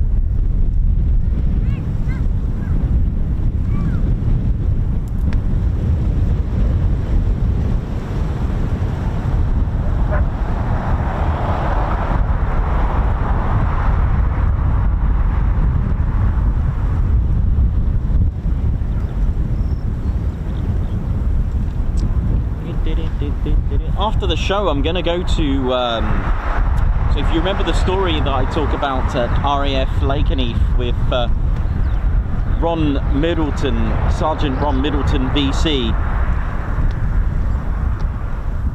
and I did find out a little bit more actually. He's buried at Beck Row at the war graves, which I'm going to check out at St. John's Church.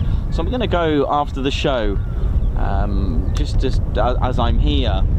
And what I did find out, he was actually promoted. It was backdated to sergeant. The 26-year-old who was awarded the Victoria Cross for his bravery, which sadly, for saving the others, his fellow crew and civilians, by letting his Sterling run out of fuel and just go into the sea as it ran out of fuel. He was posthumously awarded the Victoria Cross. The 26-year-old who was born in Australia, who served with 149 Squadron. He served here and was also at Lakenheath when they moved. So I'm going to go and head off after the show. At this stage, I'm not sure. I haven't got anything on the radio to report to you. There's nothing at the moment, sadly. So it's one of those days. Well, we did get movement. We did have one on the show.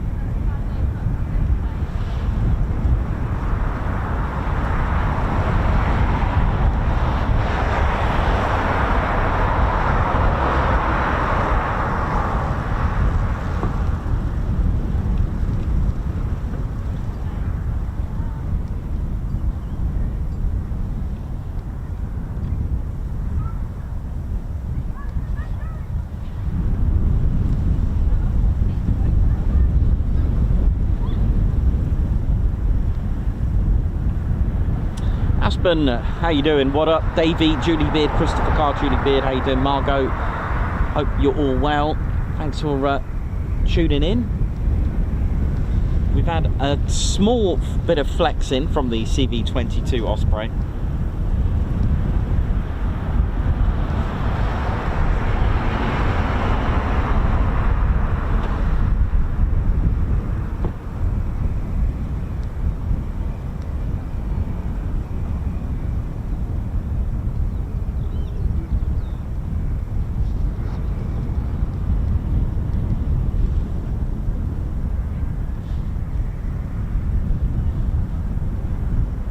Oi oi to you, Davey, hope you're well. Kevin Marshall, hope we're all good and well.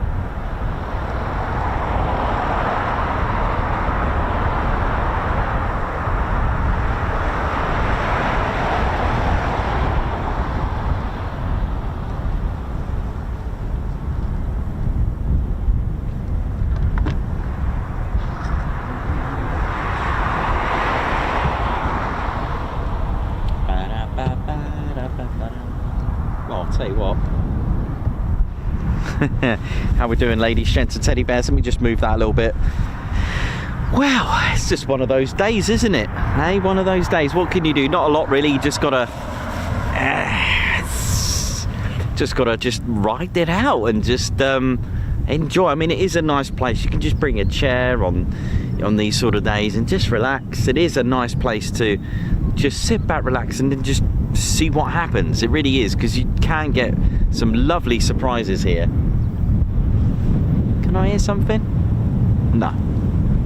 Or can I? Or am I just hoping? Maybe we can do a Q&A perhaps, eh? What do you reckon? What do you reckon? Some Q&A for about 15 minutes? I can hear something. That is a C-130. 100%. Are we gonna get movement? One sec, let me have a look. There was one on ADSB, but hopefully it's not flexing. Yeah, you never know.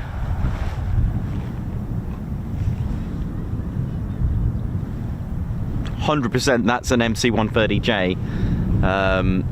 Now that's flown by the 67th Special Operations Squadron. They get the Night Owls, and they usually have call sign Strix for derives from the Greek word strings. No, it's not tinnitus, Perry. It's 100% I can hear an MC-130. A strigos, like a night owl. They usually operate at night, but we do get to see them doing their training. What up? How you doing? No, I can definitely hear it. I'll tell you what, if I turn the mic round, you might be able to hear it better.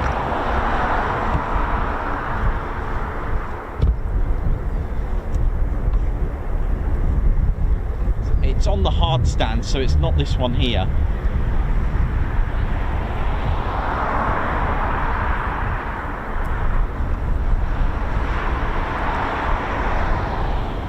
Can you all hear that? I can hear that.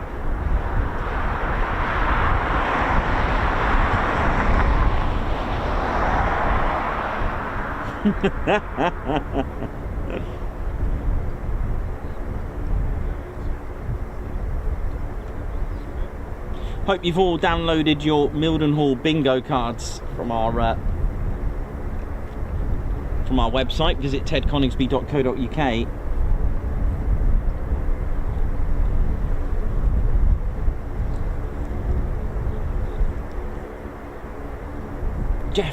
Definitely can hear that.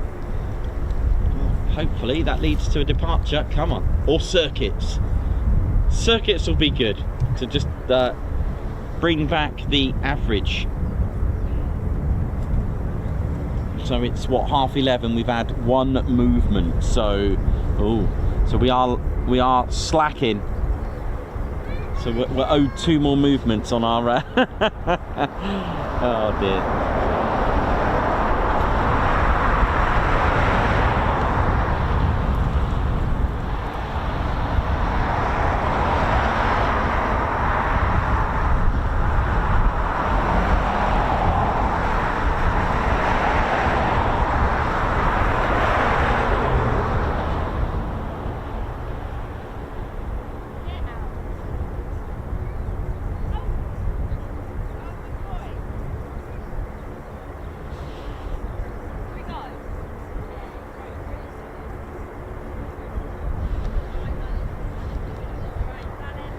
Well, this would be good if we get this. Come on.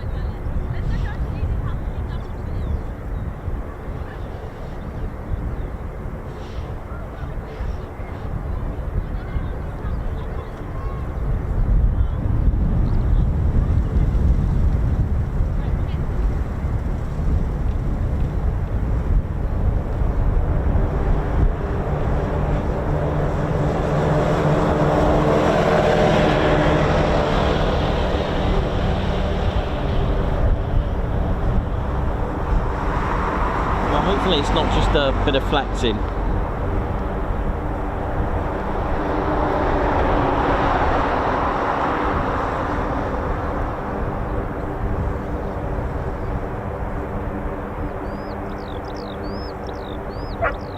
I haven't heard anything for taxiing or anything like that.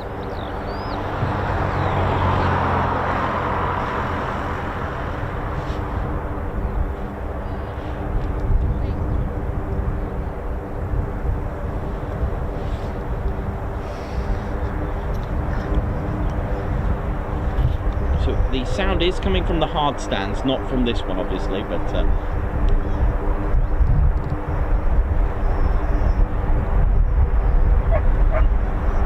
here's what you could have won.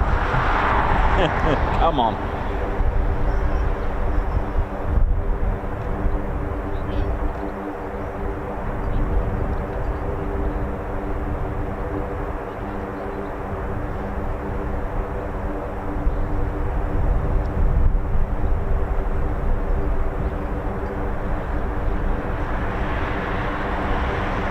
So these can take 92 passengers with a crew of 3, 64 airborne troops as well, along with 4 6.3-litre pallets, or 72 oh, what's that? Is that shutting down? No, please don't. Those engines you can hear are 4 Rolls-Royce AE2100D3 turboprops. Produce 4,637 shaft horsepower each. They are 6-bladed, but they're Doughty R391 composite, constant speed, fully feathering, reversible pitch propellers. They do use the sort of like that carbon composite, or posh way of saying plastic, or carbon fibre in some ways, I guess, something like that. A type of composite which makes them lighter and a lot more efficient. Max speed on these, 417 miles per hour, that's 670 kilometers an hour. That's Mach 0.59, and that's at 22,000 feet. It does have a service ceiling of 28,000 feet with a 42,000 pounder payload as well. Come on, keep it running.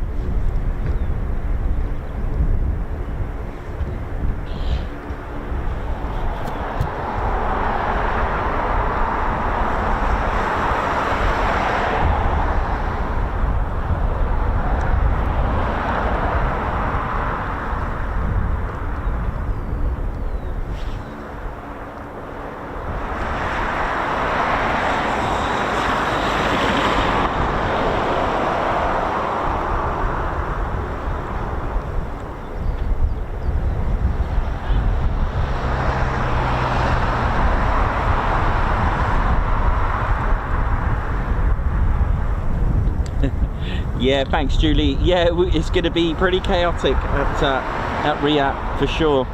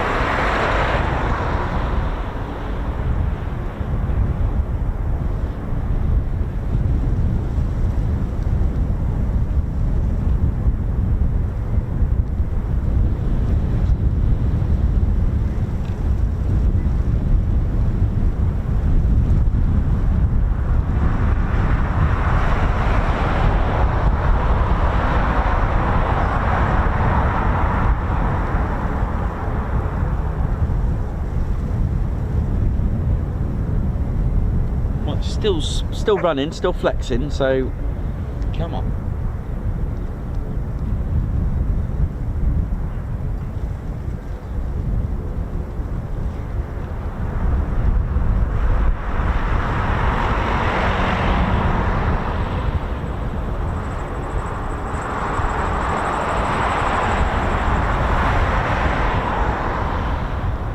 Oi oi to everyone that's tuned in. Thanks for tuning in on this very quiet Mildenhall today. We did have one movement, one departure. Oh, what you got for me? Come on.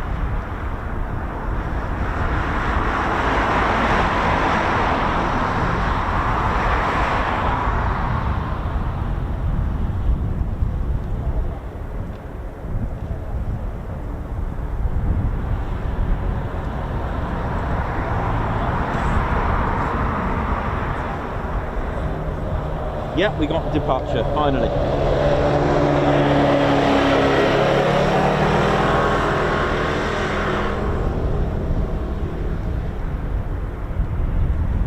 Yeah, so we will be getting a departure. It's taxiing for runway 28. Here we go, finally.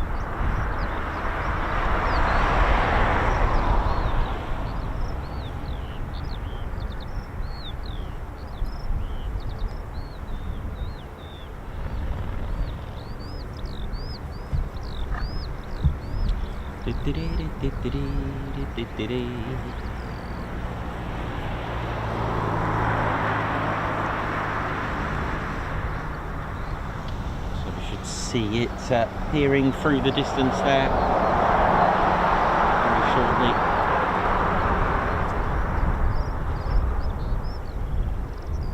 Oh, hang on. Yes, there it is. Was not expecting that.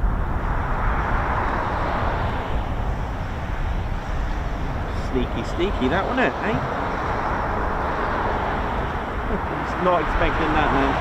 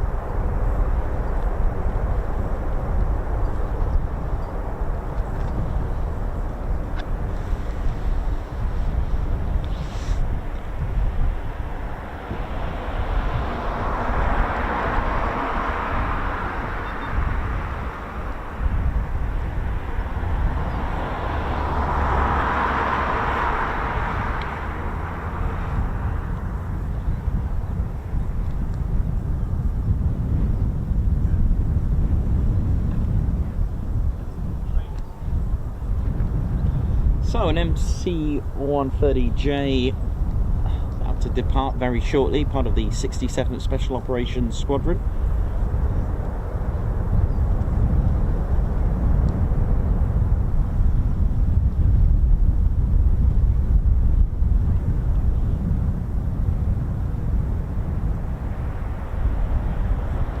Now I do have a different call sign than normal, but there we go, that's the way it is.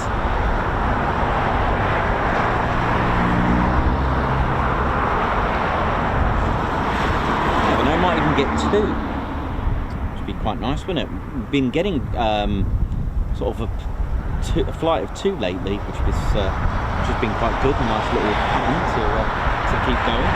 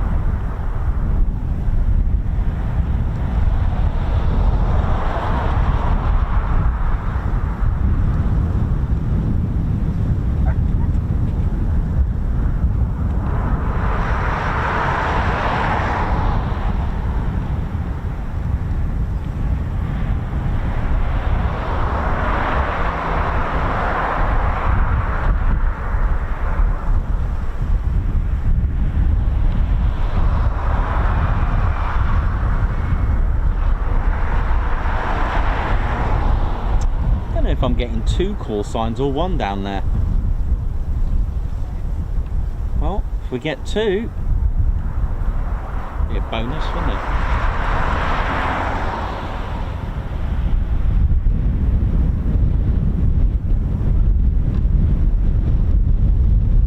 Whoa. Windy. Definitely see one tail there. Let's have a look.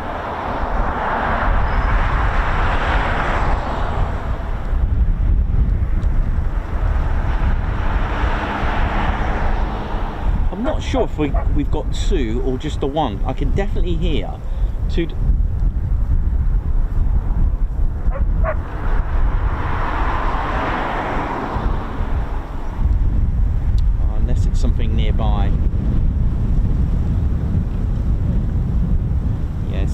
idea, could be just the one. Well,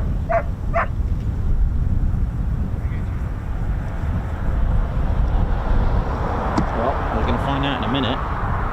Is there another one? No, definitely just the one, isn't it? Okay.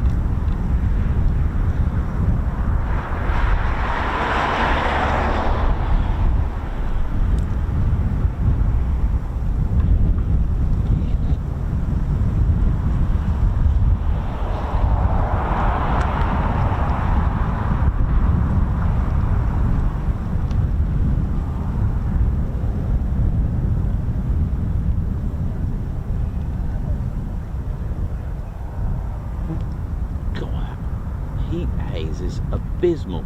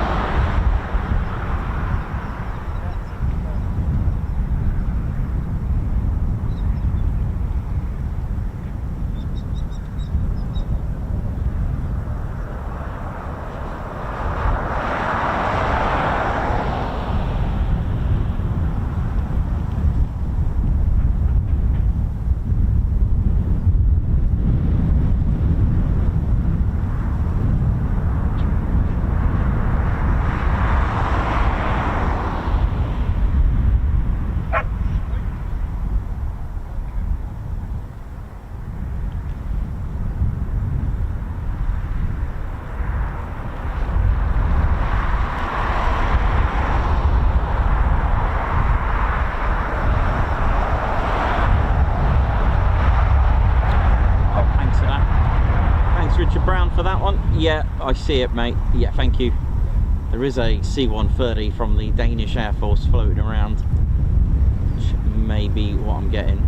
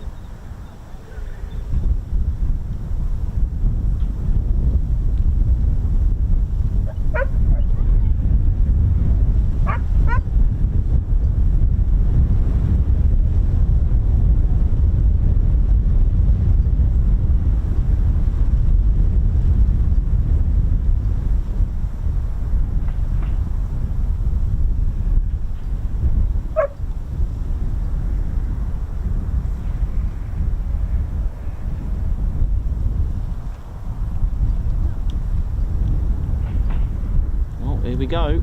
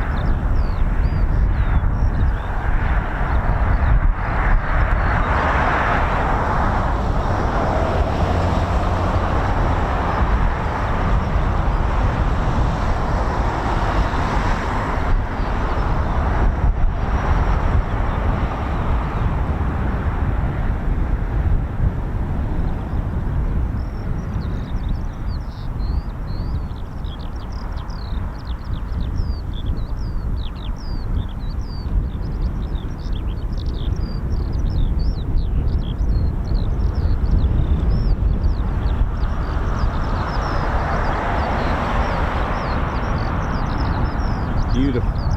Well, we did manage to get another movement. Woo.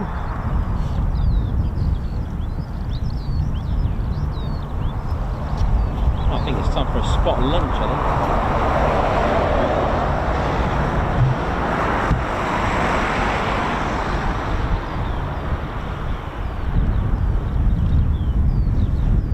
Right, I will go and grab some lunch. I'll be right back. Oh, this wind is a bit nasty.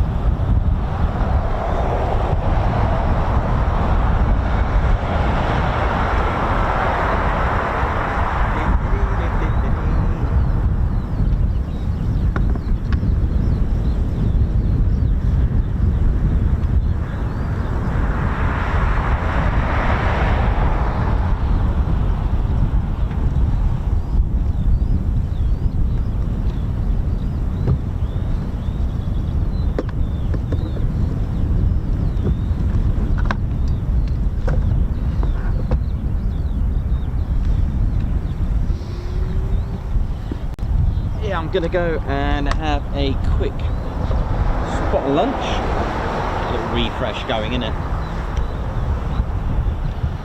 There we go. Plug that in.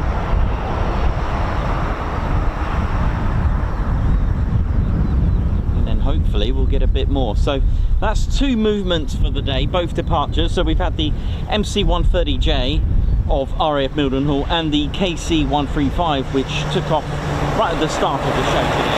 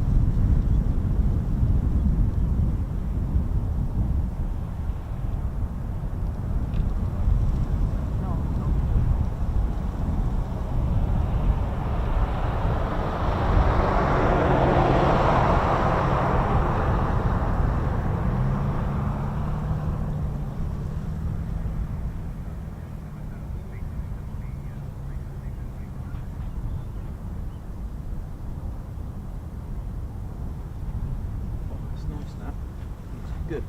Bit through and we're all good to go. We'll come back on the show.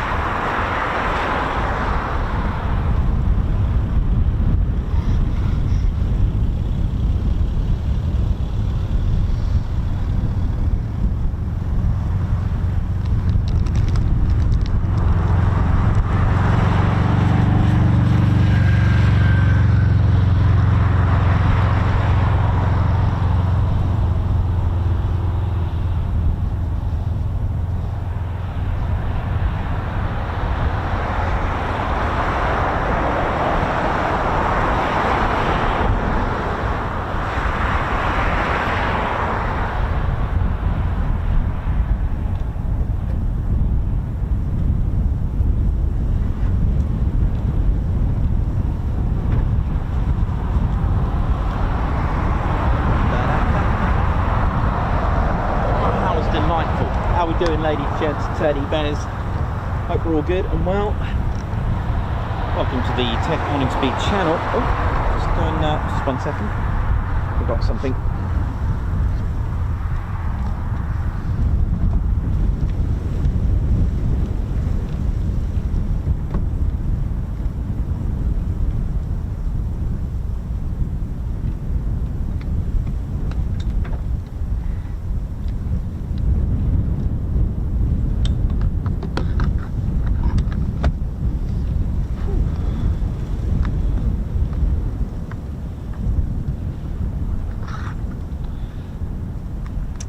Yeah, welcome to the show. It's been a bit of a quiet one, but that's to be expected sometimes at Mildenhall. But let me just check where that MC-130 is going, if it's still on the... yeah, it's going on a little holiday somewhere, I think, by the look of it. Let's have a look. We've got an Italian Air Force C-130 going into Marham by the look of it again.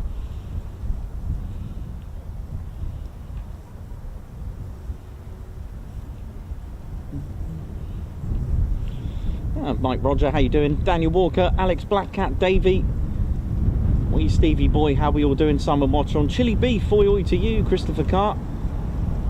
Yeah, Wiggles Way. I know, it's just it's nice to see these. I do love I do love the CV-22 Osprey. They are a fascinating bit of engineering, aren't they? Really, like a mixture of the agility of a helicopter and the speed of an aircraft. Sorry, speed of an aeroplane. Sorry. Yeah.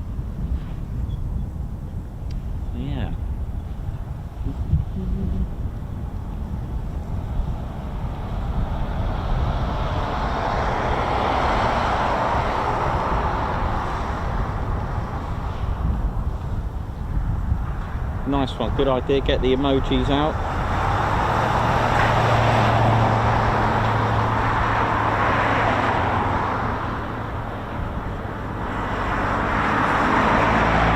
Good idea, Davey.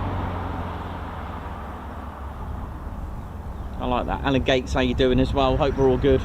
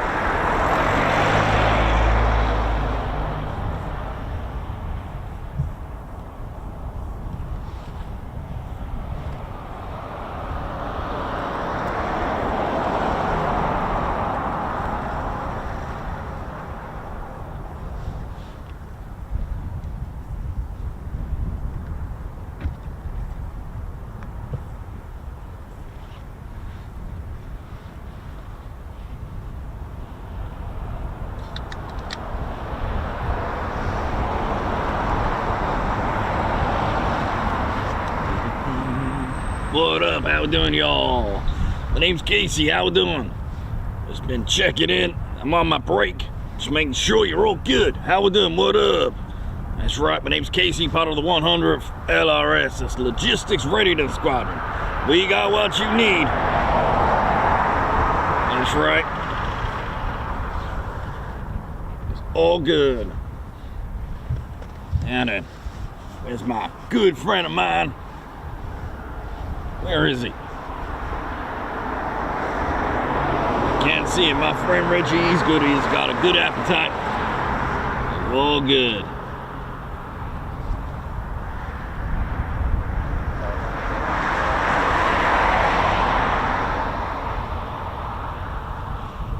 G'day, I'm Mad Ted. How are you? Oh, how you doing there, Matt Ted? You all right? I'm cracking. How are you? Yeah, I'm good, sir. I'm good. What have you been doing? Working with the 48th. That's right, the 48th Medical Group. Just making sure you're all good. Oh, thank you very much, sir. Thank you for what you do, you know, keeping us all good and healthy. That's right. That's what I do. Just been helping out. It's wee bugs to me. You know, it's all good. So just making sure that it's all good. Well, that's good, sir. Thank you very much.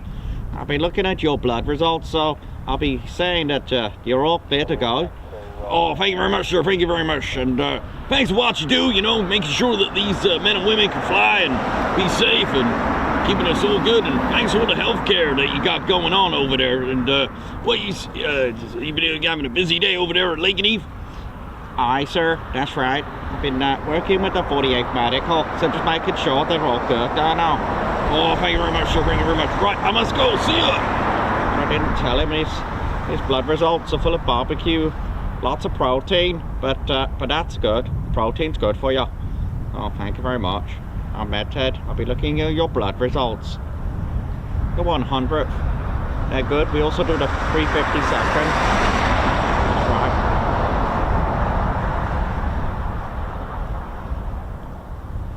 I'll see you later.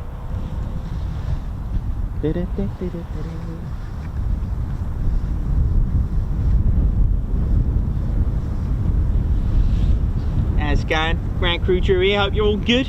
God, it's another day of being really more windy out here. Unbelievable it is. Hope you're all good. How you all doing? Hope you're all good. You well? Yeah, just been having a word with the doc over there, Med Ted. He's alright, isn't he? You see a new character. I ain't seen him about for a while, but he's all good. Make sure we're all sweet and neat. You see, if we're not healthy, I mean, how are we going to have really good pair of mince pies? Do you know what I mean? If you ain't got any good mince pies, then you ain't going to be able to see anything. Our plates of meat, we're on them all day. Do you know what I mean? How long as the dingers? They're all fiddling around with all the parts of the aircraft. Do you know what I mean? That's right, our jazz band's always getting into the thick of things. But it's all good. As long as me barnet's alright, it's all good, isn't it? Well, don't forget to hit that like button, whether you're watching it on the Wobbly Jelly or your dog and bone or even your lamb chop. My name's Grand Crew Drew. Nice to see ya and see ya.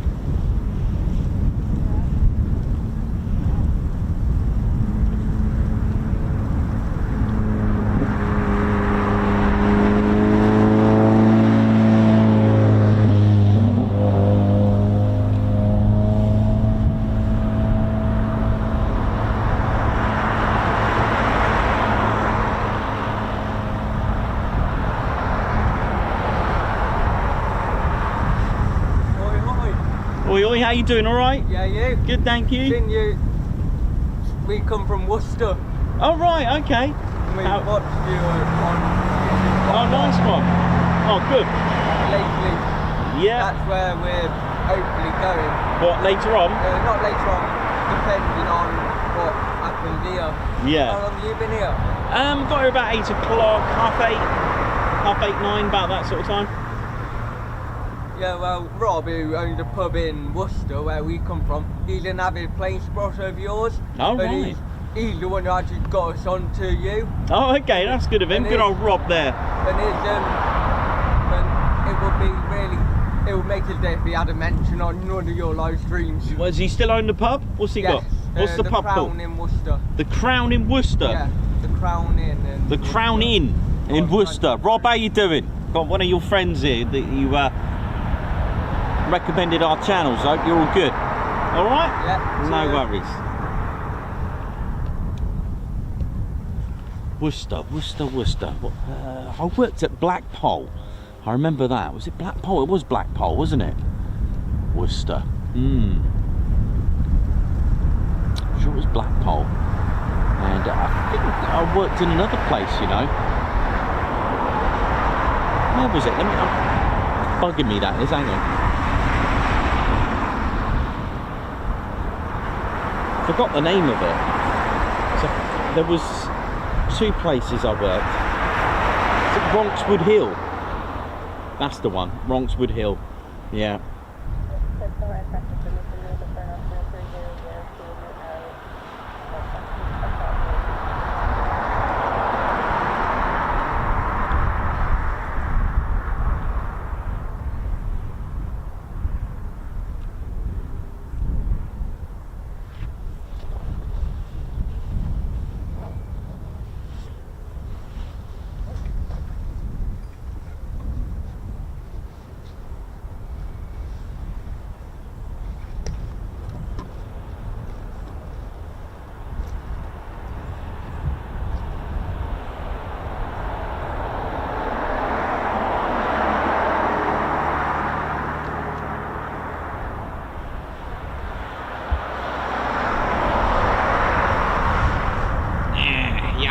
Guten Tag, Bundesliga, how are you? You all good, yeah?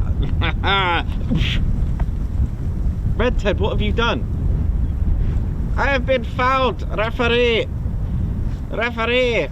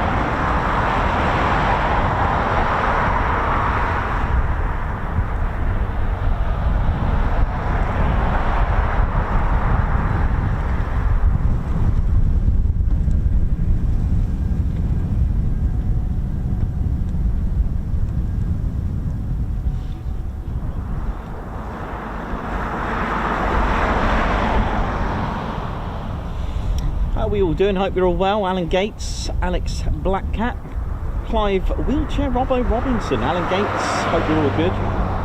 Jason Dobrochovsky on your head, Ted, Red Ted, Craig Bruce, Oyoi, Alex Blackcat, who's your favourite bear? Red Ted, Reggie wants a Red Ted. Yeah, he's on his way now.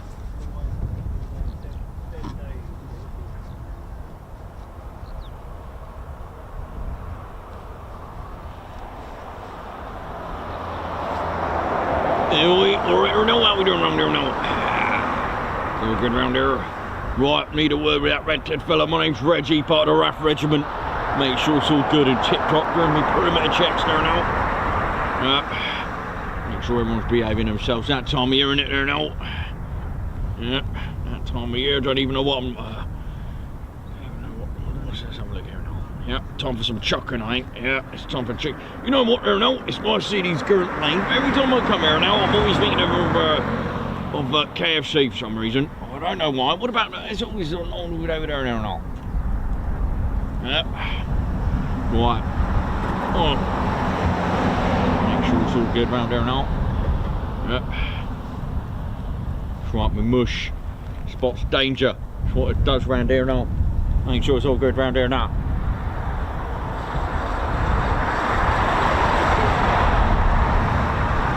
What up, my man Reggie? How you doing? Hope you all good. West Coast in the place. How we doing? What up? I'm alright right now. How we doing around there now? Yeah, I'm good. Just watch out. The doc's about. Oh no, the med tech fella. Oh goodness me. Hope my blood results are alright.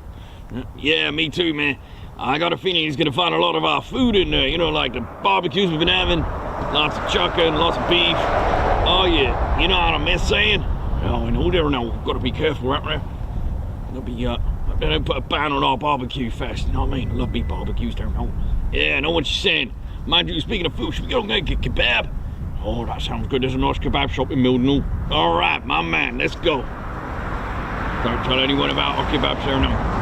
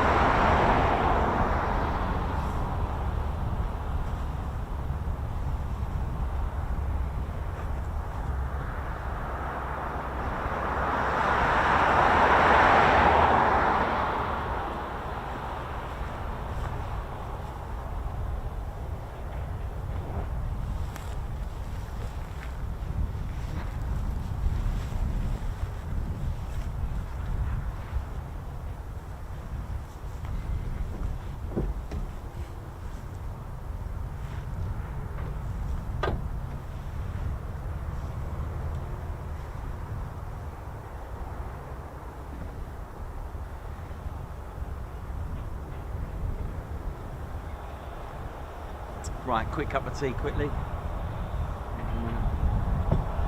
see what we're going to do by 1 o'clock.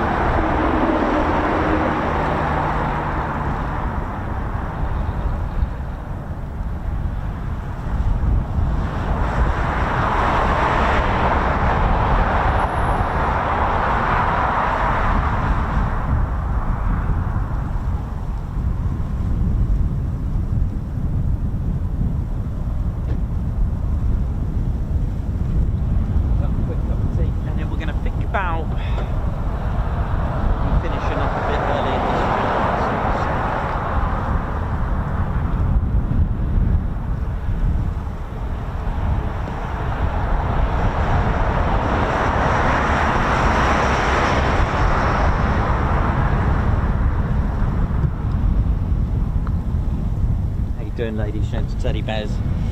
Yeah, unfortunately, it's just as you know, with military aviation, these are the sort of potential movement risks, shall we call it, for us aviation enthusiasts, where this can happen, where we've had 2 departures. That's all we've had since sort of about 9ish, wasn't it? We started around 9, 10, 11, 12. Yeah, so we're a little bit out. So I reckon if we don't get any more, if I don't hear anything of a potential departure by 1 o'clock, that's 1300 local, then we shall depart ourselves. What I'm going to do after the show, I'm going to head on over, it's about 7 minutes away, I'm going to head on over to St. John's Church, where I'm going to find the resting place of Sergeant Ron Middleton, Victoria Cross retreat, and I'll go and get you some photos.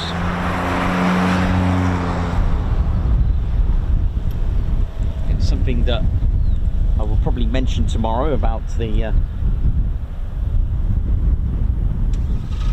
bravery that led to his Victoria Cross being posthumously awarded. What's this?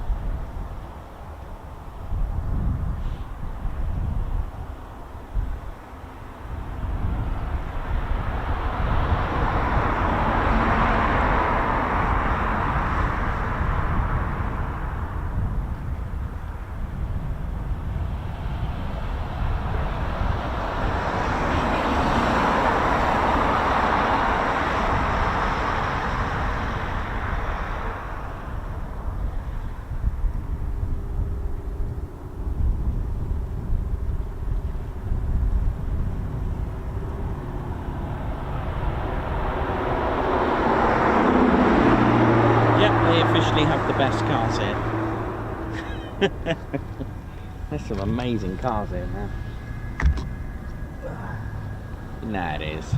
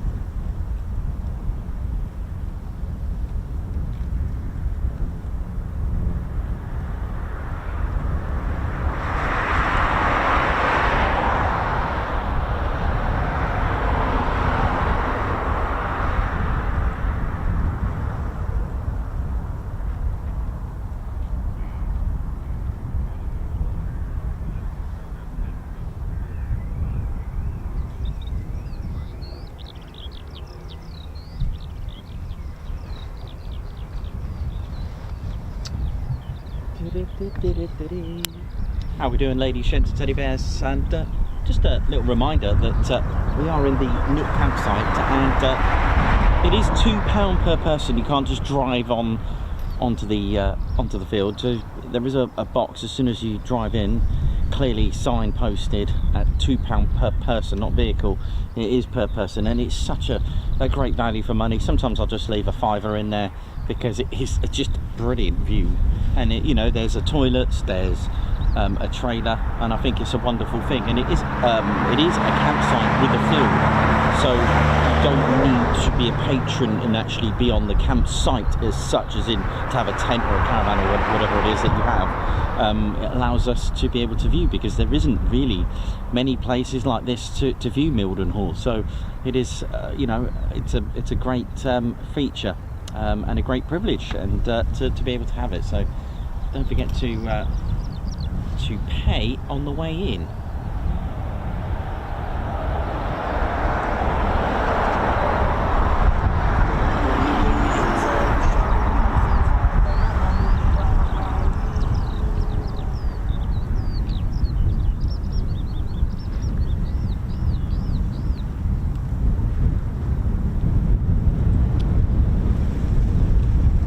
So yeah, we'll give it till 1300 if there's no sign or any hint of anything, then we will sadly call it a day. It's just one of those things, unfortunately. But we have had a MC-130 and a KC-135. Good job I managed to catch it. There's always something taking off as soon as I'm setting off, usually. Very rarely do I set up and there's nothing. I think it happened actually, ironically, last week when nothing was going on, and yeah, there was one occasion like that, but there we go.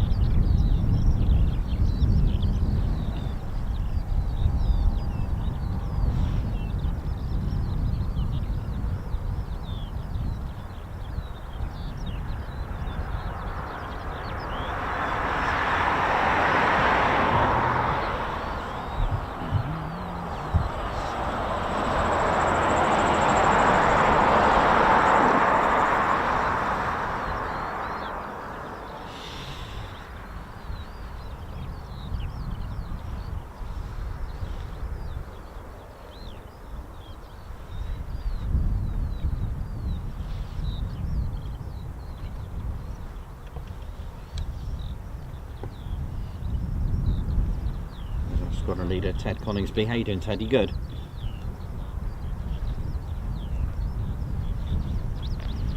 Stephen Mann, thank you for being a member for 10 months. Wow. Still love this group so much. Keep up the amazing work. Thank you very much for that. Paul Cribb, member for 16 months. Thank you very much. Mr. Pete, with a smiley face, member for 3 months. And Robert Cave, congratulations on reaching 24 months. That's 2 years. Who's put awesome entertainment into education. Nat South, 15 months membership. Oil, best channel around, thanks to all, thank you very much. Greg's Fiery, member for 3 months. Oil. 3 months with Ted and his mate, thank you very much. And Daniel Walker, Guards March, thank you to the Spanflight for keeping it sweet and neat, ladies and gents. Well, thank you very much.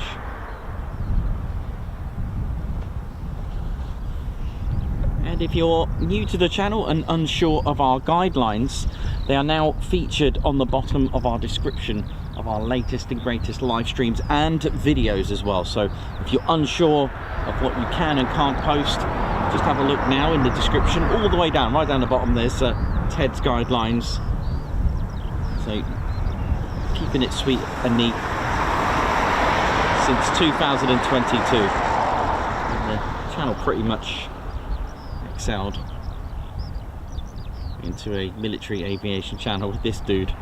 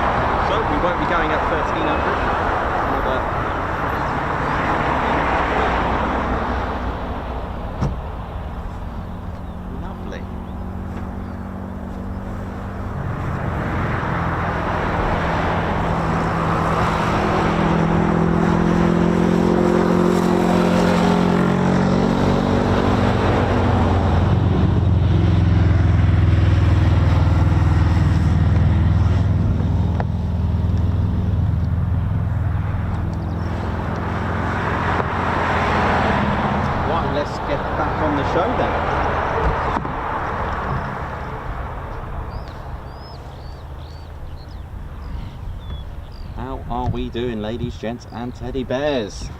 Welcome to the show. Welcome to the Ted Conisbee channel. We've got another 352nd Special Operations Wing aircraft departing shortly, I think, which will be an MC-130J, part of the 67th Special Operations Squadron. How we doing?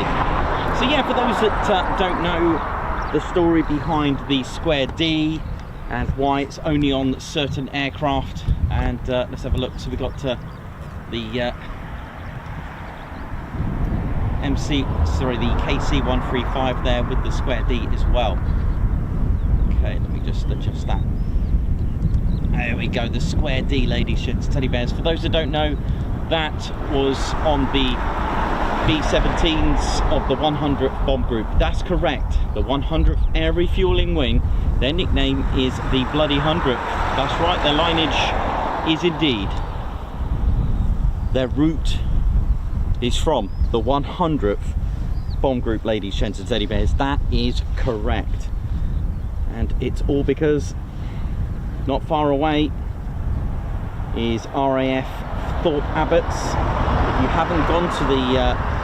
haven't gone to RAF Thorpe Abbotts, definitely worth going to pay a visit, because it's got the Square D. That is where it all started from, as in the operations in England with the 100th Bomb Group. Now, the United States Army Air Forces had a designation for each station. It wasn't called RAF Thorpe Abbotts, although they did call it Thorpe Abbotts, but it was station number 139, ladies, gents, teddy bears. Again, like always, John Lang and Son built the station in 1942. Again, another household name, such as Balfour, Balfour BT, Taylor Wimpey, all those that were building our airfields still exist. Those companies still exist today.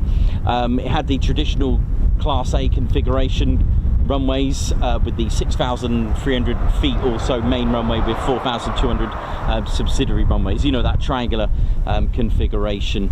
Indeed, they did build them. The Air Ministry wanted airfields that were designated to bomb groups had to have, after December 1940, when they were going to be proposed to be built, they had to be made with pardon runways, and it was indeed not always in the Class A. Some did, some didn't, but this was a traditional classic. Now, Thorpe Abbotts was going to be a satellite airfield for RAF Horham, but in the end, with the build-up of the mighty 8th in the country of the United States Army Air Forces, it was designated to them. So, 100th Bomb Group Heavy arrived at Thorpe Abbotts on the 9th of June 1943. There's some lovely noise over by our friends there, the 48th.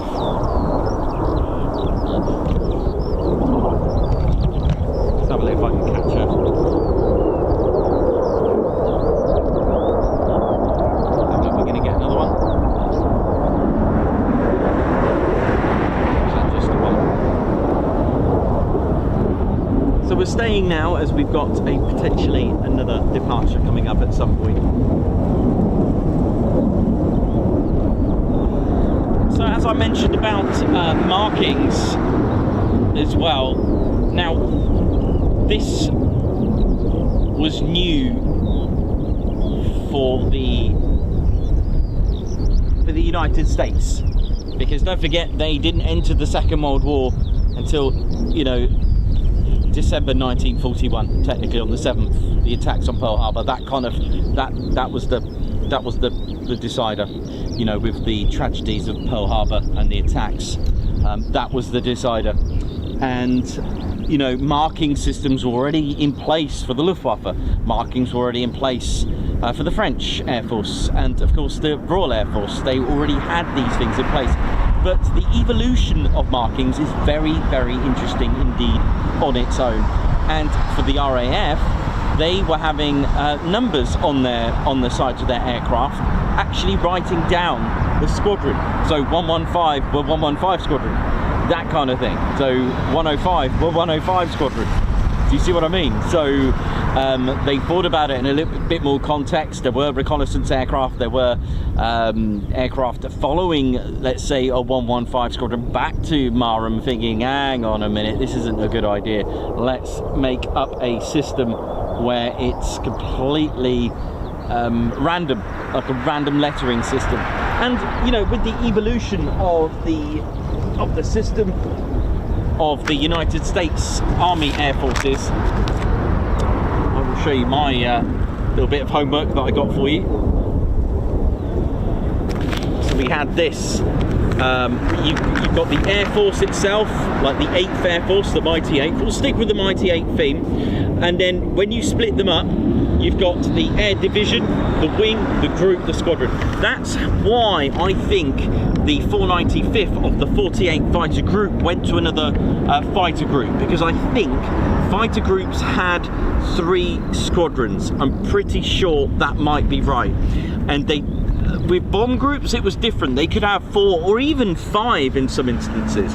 Okay, so that's how you split up, and it's pretty much very similar even today. You've got an Air Force, so the RAF Mildenhall's 100th is part of the 3rd Air Force, which is still here today. Their HQ is out in Ramstein Air Base. I don't know about division, but they are, of course, we've got the Wing, the 100th. So you could look at it, the 3rd Air Force, and then the Wing is the 100th. And then you've got the operations group, the flying component, the 100th operations group. And then you've got the squadron, which the squadron that fly the KC-135 is the 351st. So we can look at it at RAF Blakeney. You've got the Air Force, which is the 3rd Air Force. The Wing is the 48th Fighter Wing. The group for the flying component is the 48th Operations Group, and then you've got the 4 squadrons underneath them.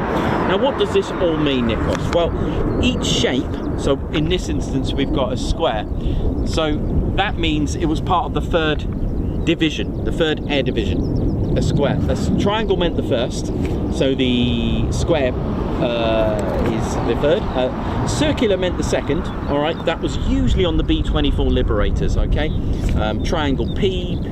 You've got what, the 384th Bomb Group, the Triangle K, they were based at Kimbolton, so on and so on. Fighter groups, like I said, usually 3 squadrons, and I think that may be why they moved the 495th. 1 roundel, we've spoken about the move to having 1 roundel. That was to save lives. The brain loves symmetry. Let me see if I can catch you an F-35.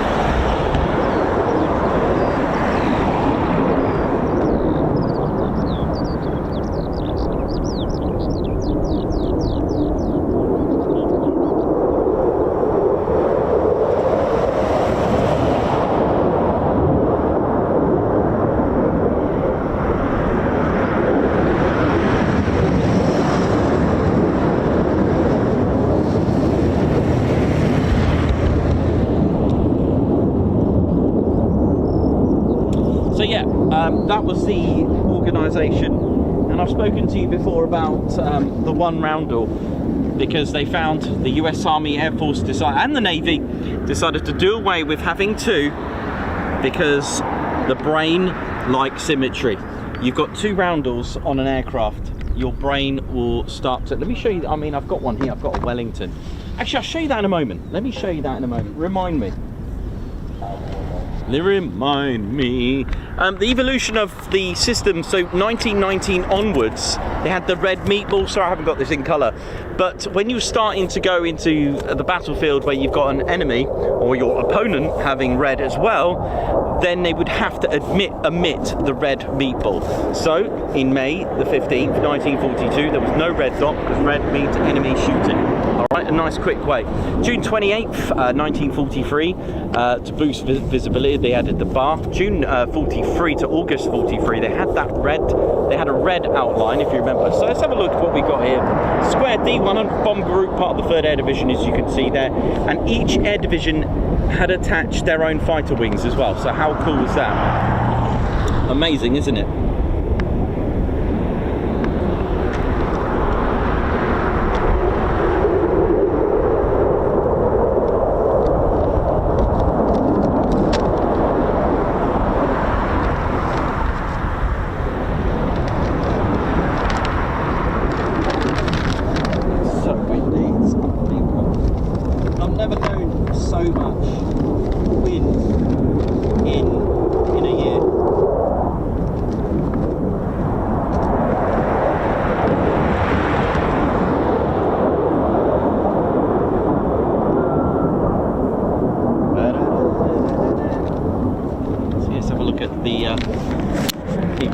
this that I've got for you here as well. This is what a 1st Air Division looks like with all its that is the whole of the 1st Air Division in the triangles. Look, the 64th Fighter Wing was looking after the 100th Bomb Group. So each bomb group, like I said, each division had their own bomb wing as well. They were part of the 13th Bomb Wing. And let's have a look what I've got here.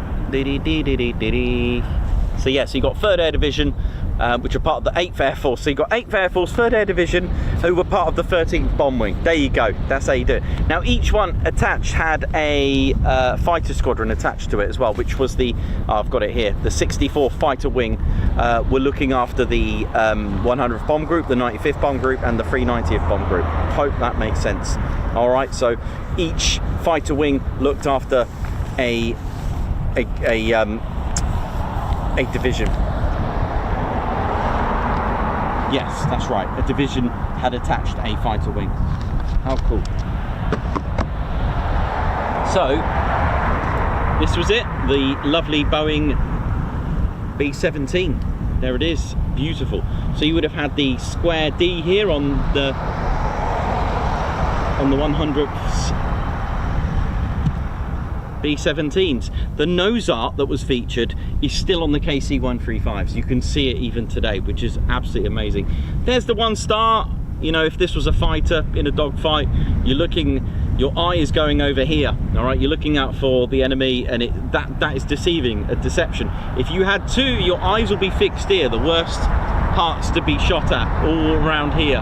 So they decided to have 1 star, or at least 1 roundel. Same applies underneath.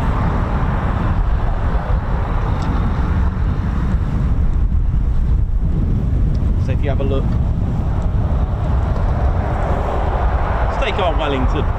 So if you were to put, can't really see it very well, but if the roundels here, the way they stick out like that, if you look at them, your eyes are going to be fixed in the middle. It's a natural deception to have the one roundel. That was the idea, that was the thinking. Pretty clever. There's our Wellington here that was based here. So I can hear our MC-130 spooling there.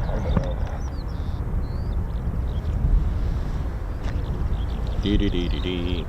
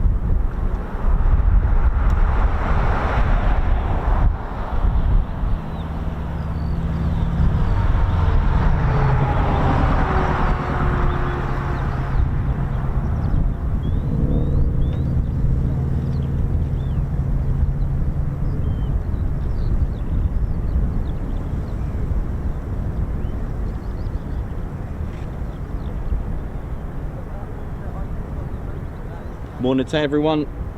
Chris Morton, how you doing? Meth, Dave Holloway, Mayhem Marshy, Margot, Chris Morton, how you doing as well? You're right, man. Dave Holloway, oi to you. Thank you for joining us.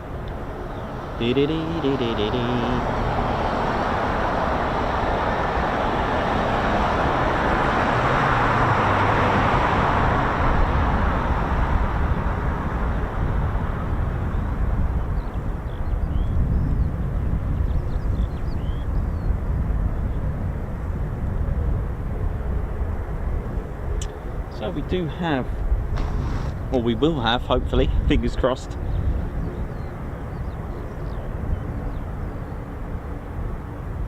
yeah, so we should have the, I can hear it spooling now, then running the MC-130J Commando 2.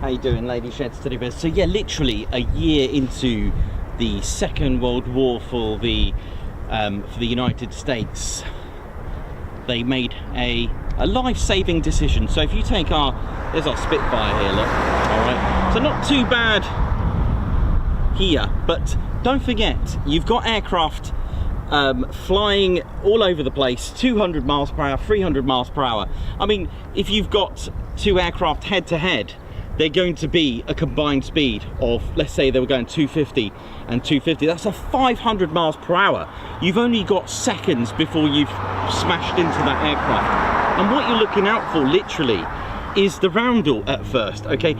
And in early 1942, the United States Army Air Force and the Navy as well, they adopted this. They made a life-saving decision by scrapping the two roundel system in a dogfight. And again, don't forget, this isn't a flight simulator, this isn't a game, this is reality. Aircraft are going so fast, okay? Sometimes they may look quite similar. And if you look at the roundels, your eyes are fixed here. Having the brain loves symmetry, and the idea was to confuse the brain very, very quickly. But that confusion saved lives for that split second, because getting hit here is disastrous. Getting hit in the cockpit and engine, the roundels literally set up your sights for the middle of the aircraft. So the US decided to do away. Now your brain is now just really quickly been sort of focused over here on the wings, okay, on that one wing, all right, which is why they did it. Away from the cowling, away from the engine, away from the cockpit. It was a life-saving decision to do that, because look, the brain is now going in the middle, all right? Here, you're kind of fixed over here, away from all the dangerous parts, and let's face it, this thing could take a lot of battering. In aerial combat as well, it was really important to get rid of your drop tanks. One, it makes the aircraft more maneuverable, lighter, and of course, if you were to get hit here, you might as well just explode it, because it was pressurized with gas as well. All right, there we go. That's the reasons behind it. I mean, these are to scale, by the way. size difference is monstrous.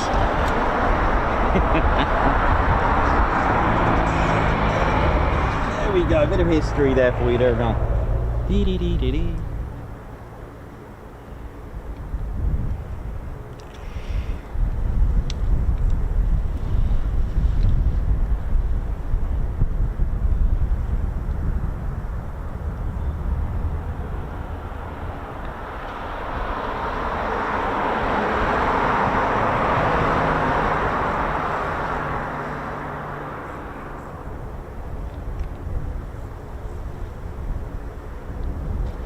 So the MC-130J will be taxiing very shortly. So our third movement of the day.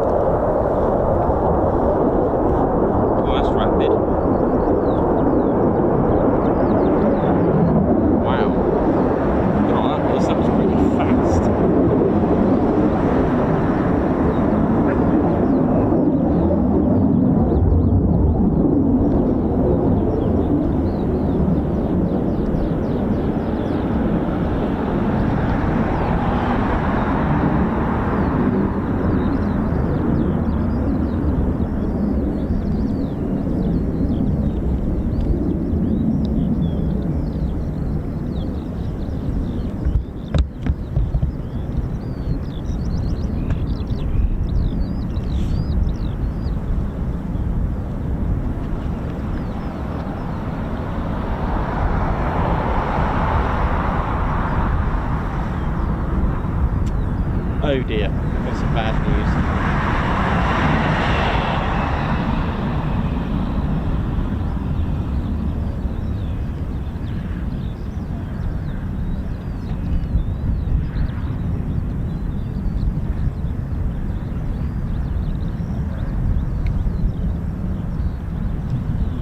Okay, not what I wanted to hear. Sounds like they got some troubleshooting to do on that potential departure, so sadly it's going to shut down and try to do some troubleshooting, unfortunately. Oh dear, never mind.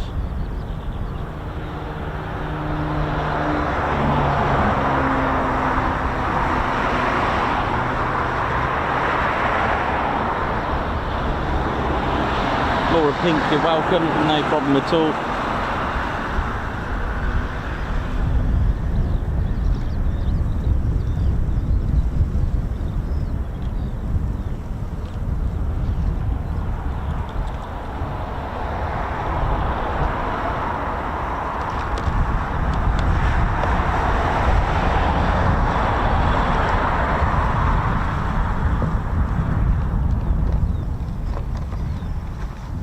Yeah, so you're probably going to hear the MC-130J shut down. Beret down on that one. Yeah, it's shut down. Oh, never mind. And I think that's a sign for us to probably finish up for the day. You know, that's a bit of a shame, but these things happen. But there we go.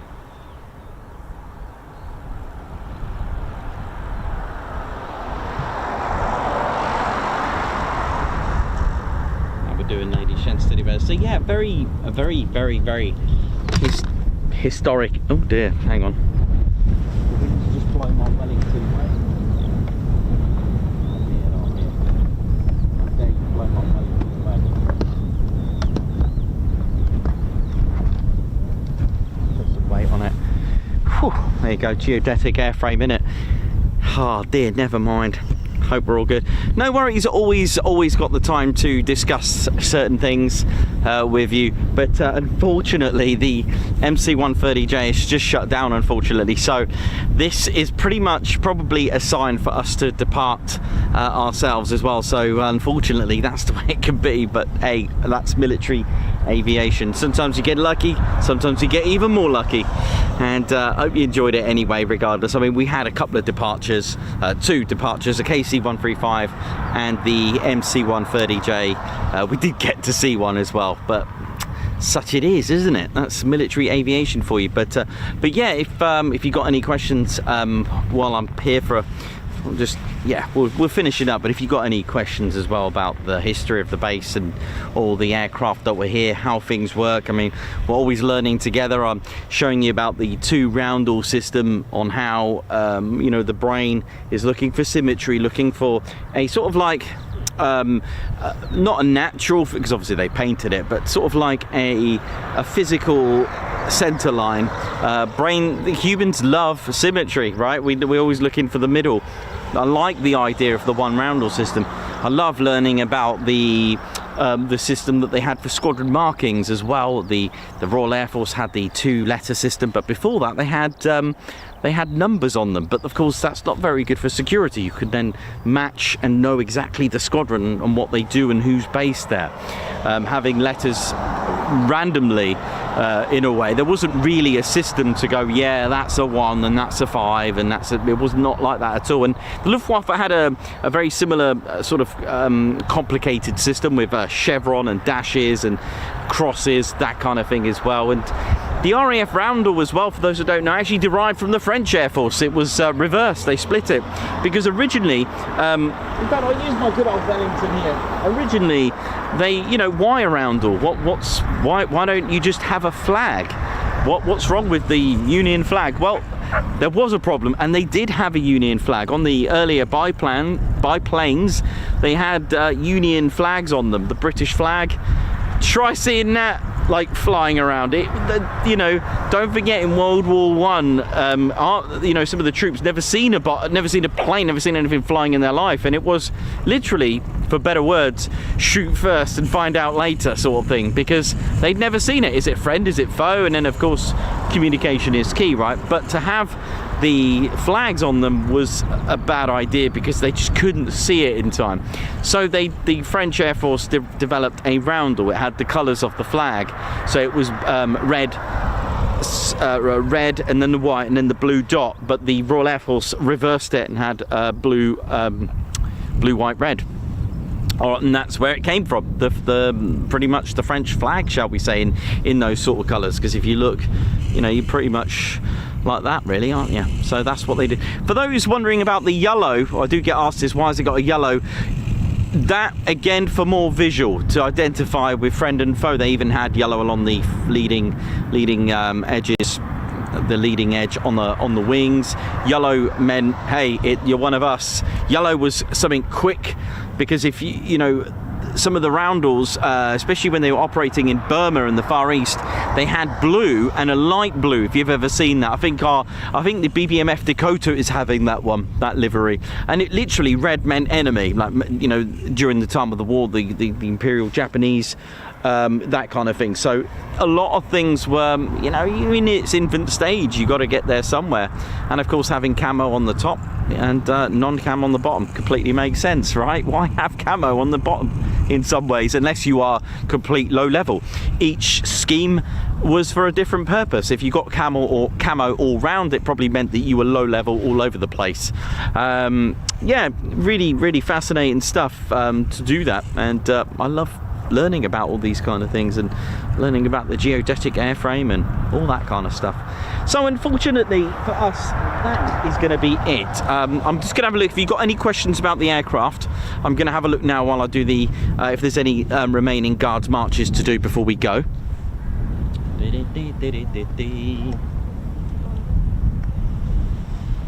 Ted, come on, mate. Ted's popping up now.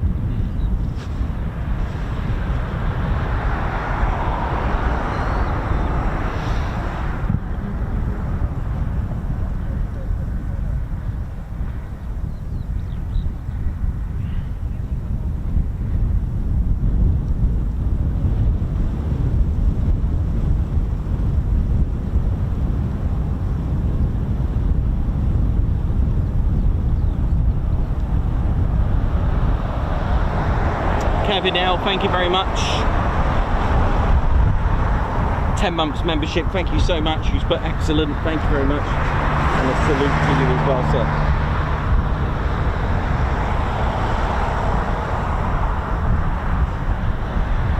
Thanks for your kind words. Got Vaina. Ali Leyland, how you doing?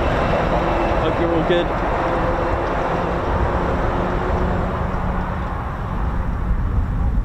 Hope you're well. Mark Garwood, how you doing? Who's put who designed the Osprey? That's a very good question indeed. I mean, I mentioned earlier it was developed from the Bell 15, I think I mentioned on that there for that one, but the origins literally very good questions. I mean, there was a primary helicopter that they were using in the US Marine Corps, which was the CH-46, and it was needed due to the failure and the catastrophe of Operation Eagle Claw. That was in the 1980s, so they kind of needed to develop something like a multi-mission tilt rotor, something that will basically be able to operate in hostile, non-desirable environments. So they did add Rolls-Royce engines to them for the performance, but yeah, it was very, very interesting concept of that with what they had on the original stages, which developed from the Bell 15. Now the Bell 15, if you've ever seen it, have a look at it. The Bell 15, it looks like a very skinny version of the Osprey, to say the least. It was an experimental aircraft developed and manufactured by Bell itself, so you could say it was, you know, Bell in some ways that did develop that. So it was a Bell helicopter, but I think in all honesty, I think it amalgamated with Boeing Defense, Space and Security in the end. But there we go. Wee Stevie boy, thank you very much as well. Guards March. Ali Leyland, thank you very much as well. Guards March, back in the UK, and I've missed you all loads. Got a lot of catching up to do, but great to be back. Thank you as well. Margot as well, thank you very much. Hope you had a good holiday as well, Ali.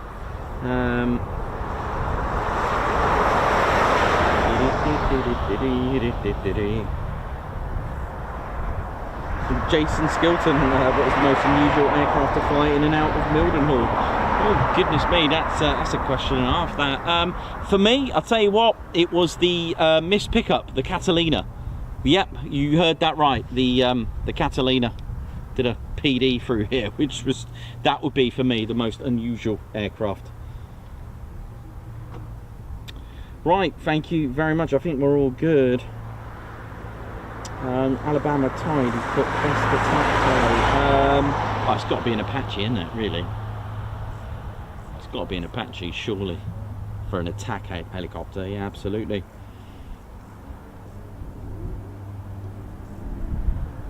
Right, I think that's us done, Teddy. Right, so Ted and I are off to St. John's Church now when we pack up.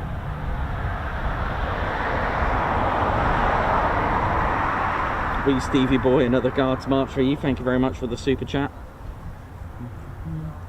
Yeah, I think that's us done, mate. Right, okay, Teddy, let's do it. I mean, that was a real bad luck, that, wasn't it, with the MC-130J just having a bit of a moment there.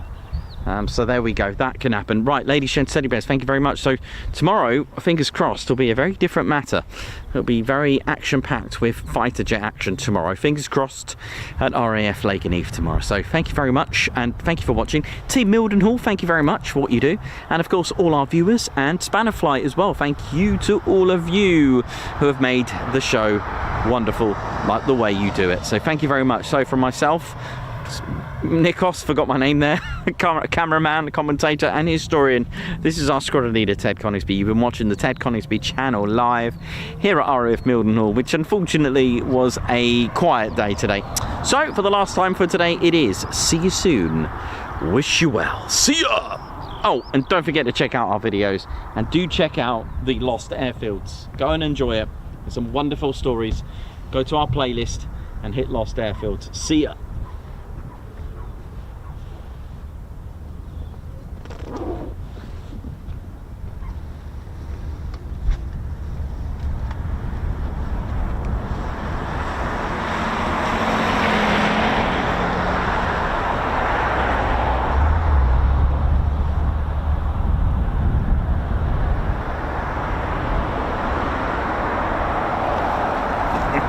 Oh yeah, ladies, sheds and teddy bears, welcome to the Ted Coningsby channel membership. I'm Nikos, I'm your cameraman and commentator.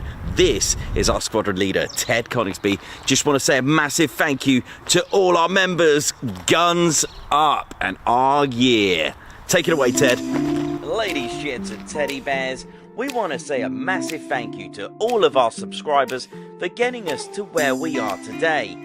We have gone all over the country, from as far as Lossiemouth to Brize Norton, and military areas such as air weapons ranges, low flying areas, heritage centres and special flights for TED 2. We cannot do this without your support, and your support will be rewarded. You can now join the Ted Coningsby Squadron and help fund the channel to get us around the country and provide us with the funds for equipment to bring you better content too. We have 3 exciting membership levels with awesome YouTube perks to reward you back for your support. Our first level of membership is the Ted Coningsby Squadron. You'll get a loyalty badge on YouTube, unique TCS emojis that you can use on comments and live streams, members only videos which include behind the scenes, deleted scenes, sneak previews and also music videos that Ted likes to play the electric guitar on. You'll also get access to members only Discord server and discount on all of our Ted Coningsby merchandise. All of this for just $1.99 a month. Oh yeah. Our second level of membership is the Posh Officers Club. This includes all of the squadron perks, private Posh Officers Discord chat room, Posh Officers discounts on all of our Ted Coningsby merchandise, and the poshness of supporting the TCS even more. This is just £4.99 a month. Our third level was inspired by many of our fans who have been supporting the channel massively. So we'd love to reward you back with this, and our third level of membership is the Ted Coningsby Fighter Squadron. This gives you a more personal experience with me and Ted, with exclusive live streams and content. You'll get a free Ted Coningsby Fighter Squadron patch, a private Ted Coningsby Fighter Squadron Discord chat room, a gold colour Discord username, and a higher discount on all of our Ted Coningsby merchandise. All this for just $25.99 a month. Ladies, gents and teddy bears, the Ted Coningsby channel cannot thank you enough for all your support, and it's this support that keeps the dream, keeps the stream. Thank you so much. Aw, yeah.